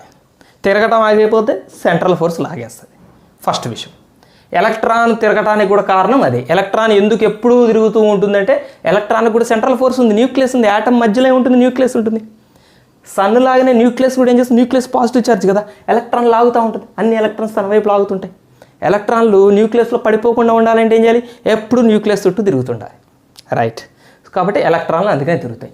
మరి ఎలిప్టికల్ ఆర్బిట్స్ ఎందుకు అంటే, ఎలిప్టికల్ ఆర్బిట్కి ఎలిప్స్కి కొన్ని మ్యాథమెటికల్ డెరివేషన్స్ ఉన్నాయి, నేను అవన్నీ చెప్పట్లేదు. ఒక్క పాయింట్ మాత్రం చెప్తాను.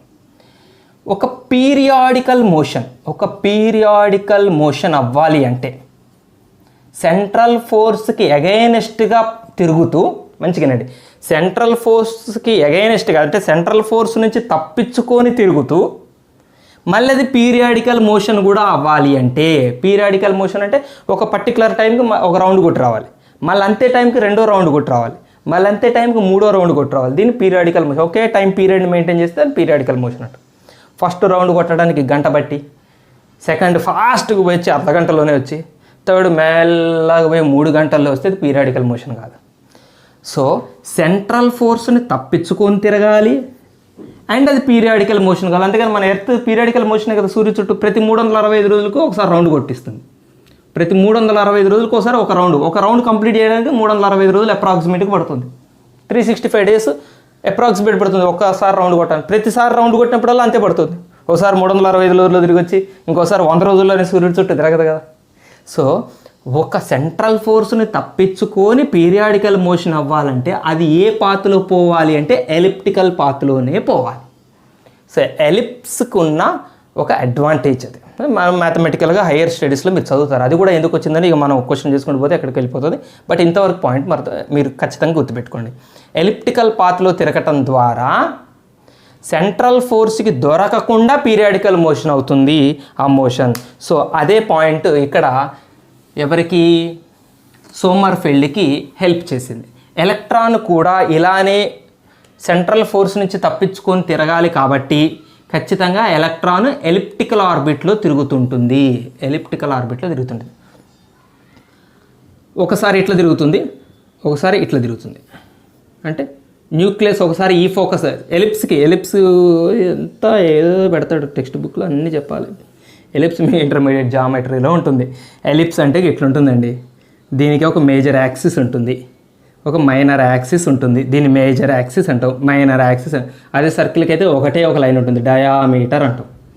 ఇటు గీసిన డయామీటర్, ఇటు గీసిన డయామీటర్. కానీ ఎలిప్స్లో దీన్ని మేజర్ యాక్సిస్ అంటాం, దీన్ని మైనర్ యాక్సిస్ అంటాం. ఈ మేజర్ యాక్సిస్ మీద 2 పాయింట్లు ఉంటాయి, వాటిని ఫోకై అంటారు. అంటే ఈ ఫోకస్, ఇది ఒక ఫోకస్ 1, ఫోకస్ 2. సో మన న్యూక్లియస్ ఒకసారి ఫోకస్ 1 దగ్గర, ఇంకోసారి ఫోకస్ 2 దగ్గర ఉండేలాగా ఎలక్ట్రాన్ తిరుగుతుంటుంది. అంటే ఎలక్ట్రాన్ ఏం చేస్తుంది, ఒకసారి ఇలా పోయి ఇలా తిరిగి వస్తుంది, మళ్ళీ ఇలా పోయి ఇలా తిరుగుతుంది, మళ్ళీ ఇలా పోయి ఇలా తిరుగుతుంది, మళ్ళీ ఇలా పోయి ఇలా తిరుగుతుంది. అంటే ఇట్లా తిరిగినప్పుడేమో ఇది ఫోకస్, ఇటు తిరిగినప్పుడేమో ఇటు ఫోకస్. అంటే ఒకసారి ఇటు ఫోకస్ దగ్గర న్యూక్లియస్ ఉండేలా చూస్తుంది, ఒకసారి ఇటు ఫోకస్ దగ్గర న్యూక్లియస్ ఉండేలా చూస్తుంది. ఇది ఎలక్ట్రాన్ తిరిగే పద్ధతి. ఎలిప్స్ షేప్లో ఎందుకు తిరుగుతుంది మీకు చెప్పాను కదా. ఇది మీకు అర్థం కాకపోయినా పెద్ద వర్రీ కావాల్సిన అవసరం లేదు, అసలు ఇక్కడ లేదు, మీకు అంత డెప్త్ మీ బుక్లోనే లేదు. బట్ నేనేంటంటే ఇక చెప్పాల్సి వచ్చింది. ఎలిప్స్ ఎవరో ఒకరు డౌట్ అడుగుతారు కదా, ఖచ్చితంగా ఉంటారు, నాలెడ్జ్ బాగా డెప్త్. సార్ ఇదేంటి సార్, ఇదెందుకు సార్ అని టీచర్లు పిక్కదనే మంచి స్టూడెంట్స్ కూడా ఉంటారు కదా. సో వాళ్ళకి ఎంతో కొంత నేను కూడా మిస్ కాకుండా ఇద్దామని ట్రై చేశాను. ఇంకా దీని నుంచి వెళ్ళిపోవచ్చులే కానీ మిగిలిన వాళ్ళకి నన్ను తిట్టుకునే పరిస్థితికి వస్తుంది. సరే వదిలేస్తున్నా. ఓకే, ఎలిప్సే ఎందుకు సెలెక్ట్ చేశాడు సోమర్ఫెల్డ్ అనేది అర్థమైంది కదా. పీరియాడికల్ మోషన్ అయి ఉండి సెంట్రల్ ఫోర్స్ నుంచి తప్పించుకోవడానికి. రెండోది మీకు ఒకటి చెప్పాను, మొదటిది సర్కిల్ ఎందుకు వదిలేశాడు అంటే యాక్చువల్గా ఒక రిలేషన్ ఉందండి. B/A = L+1/N అనే ఒక రిలేషన్ అప్టైన్ చేశాడు. ఇంత ప్రూవ్ చేశాడు. మరి 10th క్లాస్లో ఇంత సబ్జెక్ట్ అవసరం లేదని ఓన్లీ పాయింట్స్ ఇచ్చాడు. ఈ రిలేషన్ నుంచి వచ్చినాయండి. ఫస్ట్ ఆర్బిట్, మొదటి ఆర్బిట్ అంటే చెప్పండి, N = ఎంత తీసుకోవాలి, 1 తీసుకోవాలి, అంతే కదా. ఫస్ట్ ఆర్బిట్కి, బోర్స్ యొక్క ఫస్ట్ ఆర్బిట్కి N = 1 తీసుకోవాలి. N = 1కి L వాల్యూ ఎంత, 0. ఇదైతే మనం చేసాం కదా ఆల్రెడీ. N = 1కి L 0 అని రాసాం కదా మనం. N = 2కి L 0, 1 అని 2 ఉంటాయి. ఇక్కడ సబ్స్టిట్యూట్ చేయండి. B by A is equal to L అంటే 0 పెట్టండి, 0 + 1 1 బై ఎన్ అంటే 1. క్రాస్ మల్టిప్లికేషన్ చేయండి. B into 1 B is equal to A into 1 A is equal to B వచ్చింది. ఇంతకీ ఏబీలు ఎవరు అంటారా? ఎలిప్స్లో ఇందాక నేను చెప్పాను మేజర్ యాక్సిస్ మైనర్ యాక్సిస్లని, ఒకటి మేజర్ యాక్సిస్ ఇది ఏ అండి లెంగ్త్, ఇది బి అండి లెంగ్త్. ఏ అనే లెంగ్త్ ఇది, బి అనే లెంగ్త్ ఇది. మరి ఇద్దరు ఈక్వల్ అంటే అర్థం ఏంటి? ఇద్దరు ఎప్పుడు ఈక్వల్ అవుతారు? అది సర్కిల్ అయినప్పుడు. కథం, అది సర్కిల్ అయినప్పుడే కదా ఇది ఈక్వల్ అయ్యి ఏ లెంగ్త్ బి లెంగ్త్ ఈక్వల్ అయినట్టు అది సర్కిల్ అయినట్టు. సో మొదటి ఆర్బిట్కి ఏ ఈక్వల్ టు బి వచ్చింది కాబట్టి సోమర్ఫెల్డ్ ఏం చేశాడు? మొదటి సబ్షెల్ని సర్కిల్గానే ఉంచాడు ఈ రూల్ ప్రకారం. అట్లా నిజంగా మీకు అనవసరమైంది చెప్తున్నాను మీరు ఫీల్ అయితే ఐఎమ్ వెరీ సారీ అండి. ఎందుకంటే డౌట్ ఖచ్చితంగా అందరికీ రాకపోయినా ఒకళ్ళిద్దరికన్నా వస్తుంది. ఎందుకు సర్కిల్, ఎందుకు ఎలిప్స్లు అని పెట్టారంటానికి నేను ఎక్స్ప్లెయిన్ చేశాను. ఇదంతా మీరు ఎగ్జామ్లో రాయాల్సిన అవసరం లేదు, మీకు ఇంత డీటెయిల్గా లేదు. నేను రా పాయింట్స్ మళ్ళీ ఒకసారి మీకు క్లియర్గా చెప్తాను. ఓకే, అక్కడ వరకు అయిపోయిందండి. ఎలిప్స్ల గురించి మీకు పరిచయం చేశాను. సో మొత్తానికి సోమర్ఫెల్డ్ ఏం చేశాడు? మొదటి షెల్కి ఒక సబ్షెల్ యాడ్ చేశాడు, రెండో షెల్కి 2 సబ్షెల్స్ యాడ్ చేశాడు, మూడో షెల్కి 3 సబ్షెల్స్ యాడ్ చేశాడు, మూడో సబ్షెల్ యాడ్ చేశాడు. ఇక్కడ వరకు మనం చూసాం. ఇది చేయటం వల్ల మనకి ఇంకో డౌట్ మిగిలిపోయింది కదా, లైన్ స్పెక్ట్రమ్ మళ్ళీ ఎందుకు స్ప్లిట్ అయింది? ఇది ఇప్పుడు మళ్ళీ మీకు ఎక్స్ప్లెయిన్ చేస్తాను. ఇది అసలు సోమర్ఫెల్డ్ చేసిన హెల్ప్ అనమాట బోర్స్ థియరీకి. సో దీనికి మనం ఒక్కసారి బోర్స్ థియరీ మళ్ళీ ఒకసారి పోయి బోర్స్ చెప్పిన కాన్సెప్ట్ని ఒకసారి స్టడీ చేద్దాం. అక్కడే మనకు ఆన్సర్ కూడా దొరుకుతుంది. బోర్ చెప్పిన కాన్సెప్ట్ ప్రకారం ఎలక్ట్రాను ఇప్పుడు ఫర్ ఎగ్జాంపుల్ ఇక్కడ తిరుగుతున్నప్పుడు ఎలక్ట్రాన్కి 2 ఎలక్ట్రాన్ వోల్ట్స్ ఎనర్జీ ఉందండి. ఇక్కడ ఈ ఆర్బిట్కి ఎనర్జీ ఒక 7 ఎలక్ట్రాన్ వోల్ట్స్ ఎనర్జీ ఉంది. For example electron 5 electron volts ఎనర్జీని మనం ఇచ్చాం, అంతేగా 2కి 5 కలిపితేనే కదా 7 వచ్చేది. సో 5 ఎలక్ట్రాన్ వోల్ట్స్ ఎనర్జీని ఎలక్ట్రాన్ యాక్సెప్ట్ చేస్తుంది. యాక్సెప్ట్ చేసి థర్డ్ ఆర్బిట్కి వెళ్ళి అక్కడ ఎక్కువసేపు ఉండకుండా మళ్ళీ ఏం చేసింది? ఫస్ట్ ఆర్బిట్కి వచ్చేసింది. అంటే ఎంత రిలీజ్ చేసింది, ఎంత వదిలేసింది? 5 ఎలక్ట్రాన్ వోల్ట్స్ ఎనర్జీని రిలీజ్ చేసింది. అంటే ఆ రిలేటెడ్ వేవ్ రిలీజ్ అయింది. 5 ఎలక్ట్రాన్ వోల్ట్స్ ఎనర్జీ ఉన్న వేవ్ ఫామ్లో రేడియేషన్ రిలీజ్ చేసింది, ఎనర్జీని రిలీజ్ చేసింది, తీసుకున్న ఎనర్జీని వదిలేసింది. ఇక్కడ వరకు మనం బోర్స్ థియరీ చూసాం. మరి బోర్స్ థియరీ తర్వాత సోమర్ఫెల్డ్ ప్రకారం ఇది ఫస్ట్ ఆర్బిట్, ఇది సెకండ్ ఆర్బిట్, ఇది థర్డ్ ఆర్బిట్. థర్డ్ ఆర్బిట్లో మళ్ళీ 3 సబ్షెల్స్ ఉంటాయి అన్నాడు కదా. ఎలక్ట్రాను బోర్స్ థియరీ ప్రకారం ఎక్కడికి పోయింది? ఫస్ట్ ఇంట్లోంచి 3వ ఇంట్లోకి పోయింది. బోర్స్ థియరీ ప్రకారం ఫస్ట్ ఇంటి నుంచి 3వ ఇంట్లోకి పోయింది. బోర్ ఇంతవరకు చెప్పాడు, మళ్ళీ 3వ ఇంటి నుంచి ఫస్ట్ ఇంటికి వచ్చిందని చెప్పాడు. సోమర్ఫెల్డ్ ఏం చేశాడంటే కాదు, ఫస్ట్ ఇంటి నుంచి 3వ ఇంట్లో ఏ రూమ్లోకి పోయింది? రూమ్లో విడదీశాడు కదా, మళ్ళీ ఇంట్లో రూమ్స్ గురించి చెప్పాడు కదా. ఒక షెల్లో సబ్షెల్స్ ఉన్నాయి కదా, 3వ ఇంట్లో ఏ షెల్లోకి పోయింది? ఏ రూమ్లోకి పోయింది? ఒక్కొక్క రూమ్కి ఒక్కొక్క ఎనర్జీ ఉంటుంది. 3 రూమ్లు ఉన్నాయి కదా, మూడో షెల్లో 3 సబ్షెల్స్ ఉన్నాయి. S P D. ఎస్కి ఒక ఎనర్జీ ఉంటుంది, పీకి ఒక ఎనర్జీ ఉంటుంది, డీకి ఒక ఎనర్జీ ఉంటుంది. ఇప్పుడు యాక్చువల్గా థర్డ్ ఆర్బిట్కి మనం ఎనర్జీ ఎంత అన్నాం? 7 ఎలక్ట్రాన్స్. థర్డ్ ఆర్బిట్లోనే కదా ఈ 3 ఉన్నాయి. ఎస్ పి డి ఎక్కడున్నాయి? థర్డ్ ఆర్బిట్లో ఎస్ ఉంది, థర్డ్ ఆర్బిట్లో పి ఉంది, థర్డ్ ఆర్బిట్లో డి ఉంది. వీటి ఎనర్జీలు చాలా క్లోజ్గా ఉంటాయి. థర్డ్ ఆర్బిట్ ఎనర్జీకి క్లోజ్గా ఉంటాయి. థర్డ్ ఆర్బిట్ యాక్చువల్గా ఎనర్జీ ఎంత? 7 ఎలక్ట్రాన్. ఓన్లీ మన ఎగ్జాంపుల్స్ ఇవన్నీ కూడా నేను చెప్తున్నాయి. 7 ఎలక్ట్రాన్ వోల్ట్స్ తీసుకున్నాం థర్డ్ ఆర్బిట్కి ఎనర్జీ. సో దాంట్లో ఉన్న ఎస్ ఆర్బిట్కి 7కి చాలా దగ్గరలో 6.99 ఎలక్ట్రాన్ వోల్ట్స్, 7.001 ఎలక్ట్రాన్ ఎగ్జాంపుల్ చెప్తున్నాను. డీకి వచ్చి 7.23 ఎలక్ట్రాన్ వోల్ట్స్ సింపుల్, లేకపోతే 13 అన్న క్లోజ్. అంటే ఎస్ థర్డ్ ఆర్బిట్లోని డిఫరెంట్ ఆర్బిట్స్కి సబ్షెల్స్కి, ఈ షెల్లులోని ఈ సబ్షెల్స్కి ఎనర్జీలు ఎలా ఉన్నాయి? Almost equal to 7. యాక్చువల్గా 7 ఈ మూడిటి యావరేజ్గా. అంటే థర్డ్ ఆర్బిట్ యొక్క ఎనర్జీ 7 అని మనం ఎట్లా అన్నామంటే వీళ్ళ యావరేజ్ తీసుకొని అన్నాం. సో ఎలక్ట్రాను థర్డ్ ఆర్బిట్కి వెళ్ళింది అంటే థర్డ్ ఆర్బిట్లోని ఎస్కి వెళ్ళుండొచ్చు, థర్డ్ ఆర్బిట్లోని పీకి వెళ్ళుండొచ్చు, థర్డ్ ఆర్బిట్లోని డీకి వెళ్ళుండొచ్చు. సో డి నుంచి వచ్చినప్పుడు ఒక ఎలక్ట్రాన్ ఒక రేడియేషన్ రిలీజ్ అవుతుంది. పి నుంచి అంటే వెనక్కి ఇక్కడ మన మొదటి ఆర్బిట్కి రావటం అంటే డీలోకి పోయి డి నుంచి ఫస్ట్ ఆర్బిట్కి వచ్చినప్పుడు ఒక రేడియేషన్ రిలీజ్ అవుతుంది. మంచిగానండి.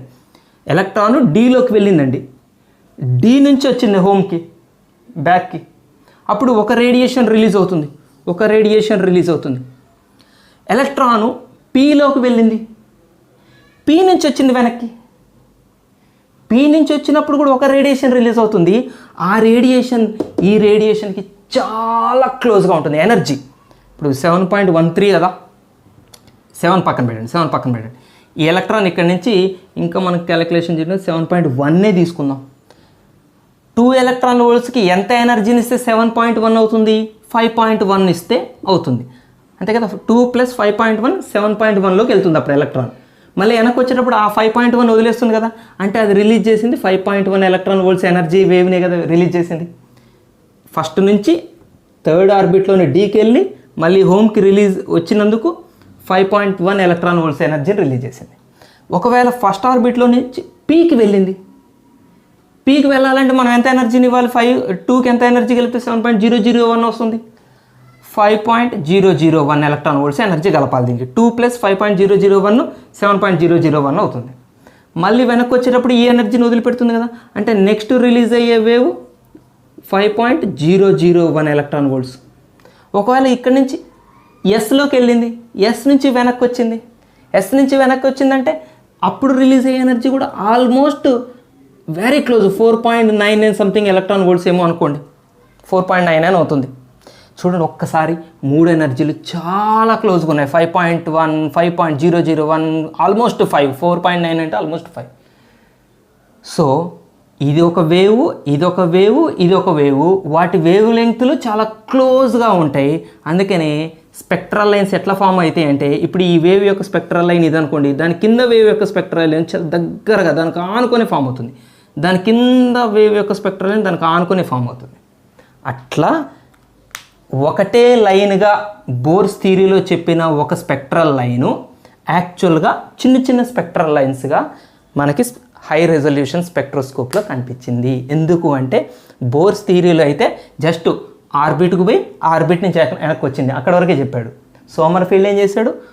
ఆర్బిట్లోని సబ్షెల్ నుంచి వస్తుంది, ఈ సబ్షెల్ నుంచి రావచ్చు, ఈ సబ్షెల్ నుంచి రావచ్చు, ఈ సబ్షెల్ నుంచి రావచ్చు, ఈ సబ్షెల్ నుంచి రిలీజ్ అయినా, ఈ సబ్షెల్ నుంచి రిలీజ్ అయినా, ఈ సబ్షెల్ నుంచి రిలీజ్ అయిన ఎనర్జీలు ఆల్మోస్ట్ క్లోజ్గా ఉంటాయి. సో దీనికి ఫామ్ అయ్యే స్పెక్ట్రల్ లైన్, దీనికి ఫామ్ అయ్యే స్పెక్ట్రల్ లైన్, దీనికి ఫామ్ అయ్యే స్పెక్ట్రల్ లైన్ చాలా దగ్గరగా ఆనుకొని ఫామ్ అవుతాయి. ఆల్మోస్ట్ ఈక్వల్ ఎనర్జీలు ఉంటాయి, కొంచెం డిఫరెన్స్ ఉంటాయి కాబట్టి అది. సో ఇది సోమర్ఫీల్డ్ వల్ల థియరీ వల్ల సబ్షెల్స్ని ఇంట్రడ్యూస్ చేయటం వల్ల స్పెక్ట్రల్ లైన్ మళ్ళీ స్ప్లిట్ అయింది అన్న కాన్సెప్ట్ క్లారిటీ వచ్చింది. ఇలా Bohr Sommerfeld theory spectral lines splitting గురించి ఇలా ఎక్స్ప్లెయిన్ చేసినాయి. బోర్స్ థియరీ ఎక్స్ప్లెయిన్ చేయలేదు. స్పెక్ట్రల్ లైన్స్ స్ప్లిట్టింగ్ గురించి ఎక్స్ప్లెయిన్ చేసింది ఎవరు? Bohr Sommerfeld theory.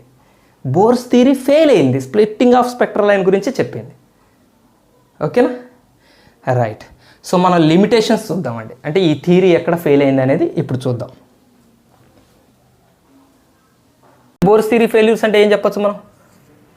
Line స్పెక్ట్రాన్ని explain చేశాడు కానీ లైన్ స్పెక్ట్రమ్ స్ప్లిట్టింగ్ ఎలా జరిగిందని ఎక్స్ప్లెయిన్ చేయలేదు. నేను బోర్స్ సోమర్ఫీల్డ్ కామన్ లిమిటేషన్స్ చెప్తాను కాబట్టి నేను రాయట్లేదు. సర్క్యులర్ ఆర్బిట్స్లో ఉంటాయని చెప్పాడు, న్యూక్లియస్ చుట్టూ ఆర్బిట్స్ సర్క్యులర్ ఆర్బిట్స్లో ఉంటాయని చెప్పాడు, అదొక మిస్టేకే. క్వాంటైజ్ అవుతుంది అన్నాడు, ఎనర్జీ క్వాంటైజ్ అవుతుంది కానీ ఎందుకు మరి ఒక ఫిక్స్డ్ ఎనర్జీలు ఉంటే ఒక్కొక్క ఆర్బిట్కి ఒక ఫిక్స్డ్ ఎనర్జీ ఎందుకు ఉంటుంది అనేది ఎక్స్ప్లెయిన్ చేయలేదు. సో బోర్ సోమర్ఫీల్డ్ లిమిటేషన్స్ చూద్దాం. మీకు ఎక్కువ లిమిటేషన్స్ యాక్చువల్గా ఉన్నాయి కానీ మరి అవన్నీ హయ్యర్ లెవెల్. మీకు 10th క్లాస్ స్థాయిలో ఎక్కువ లిమిటేషన్స్ కూడా ఇవ్వలేదు. ఫెయిల్యూర్స్లో మెయిన్ ఫెయిల్యూర్ ఏమి ఇచ్చాడంటే, ఒక హైడ్రోజన్ లైక్ యాటమ్స్ గురించే, లైక్ యాటమ్స్ స్ట్రక్చర్ మాత్రమే బోర్స్ థియరీ చెప్పింది. మోర్ ఎలక్ట్రాన్ స్పీషీస్ యొక్క స్ట్రక్చర్ని బోర్స్ థియరీ ఎక్స్ప్లెయిన్ చేయలేకపోయింది. హైడ్రోజన్ లైక్ అని ఎందుకనంటే హైడ్రోజన్లో ఎన్ని ఎలక్ట్రాన్స్ ఉంటాయి? ఒక్క ఎలక్ట్రానే ఉంటుంది. హీలియం ప్లస్లో కూడా ఒకటే ఎలక్ట్రాన్ ఉంటుంది. యాక్చువల్గా హీలియంలో అయితే 2 ఎలక్ట్రాన్లు ఉంటాయి. హైడ్రోజన్ హీలియంలో 2 ఎలక్ట్రాన్లు ఉంటాయి. హీలియం ప్లస్ అన్న అంటే అర్థం ఏంటి? ఒక ఎలక్ట్రాన్ పోయింది ఆల్రెడీ, హీలియంలోంచి ఒక ఎలక్ట్రాన్ పోయింది అంటే హీలియం ప్లస్లో ఎన్ని ఉంటాయి అప్పుడు? ఒక ఎలక్ట్రాన్. లిథియం ప్లస్ 2 అంటే యాక్చువల్గా లిథియంలో 3 ఎలక్ట్రాన్లు ఉంటాయి, +2 అని రాసినంటే 2 పోయినాయి అంటే లిథియం +2లో కూడా ఒక ఎలక్ట్రాన్ ఉంటుంది. సో వీటి స్ట్రక్చర్స్ని మాత్రమే బోర్స్ థియరీ ఎక్స్ప్లెయిన్ చేసింది. హైడ్రోజన్ లైక్ యాటమ్స్ యొక్క స్ట్రక్చర్స్ని ఎక్స్ప్లెయిన్ చేసింది కానీ హయ్యర్ ఎలక్ట్రాన్స్ ఉన్నటువంటి ఆటమ్స్ యొక్క స్ట్రక్చర్ని hydrogen spectrum Bohr's theory explain చేయలేదు. బోర్స్ సోమర్ఫెల్డ్ థియరీ ఎక్స్ప్లెయిన్ చేయలేకపోయింది. ఇది మెయిన్ ఫెయిల్యూర్స్ అనమాట. మెయిన్ ఫెయిల్యూర్స్లో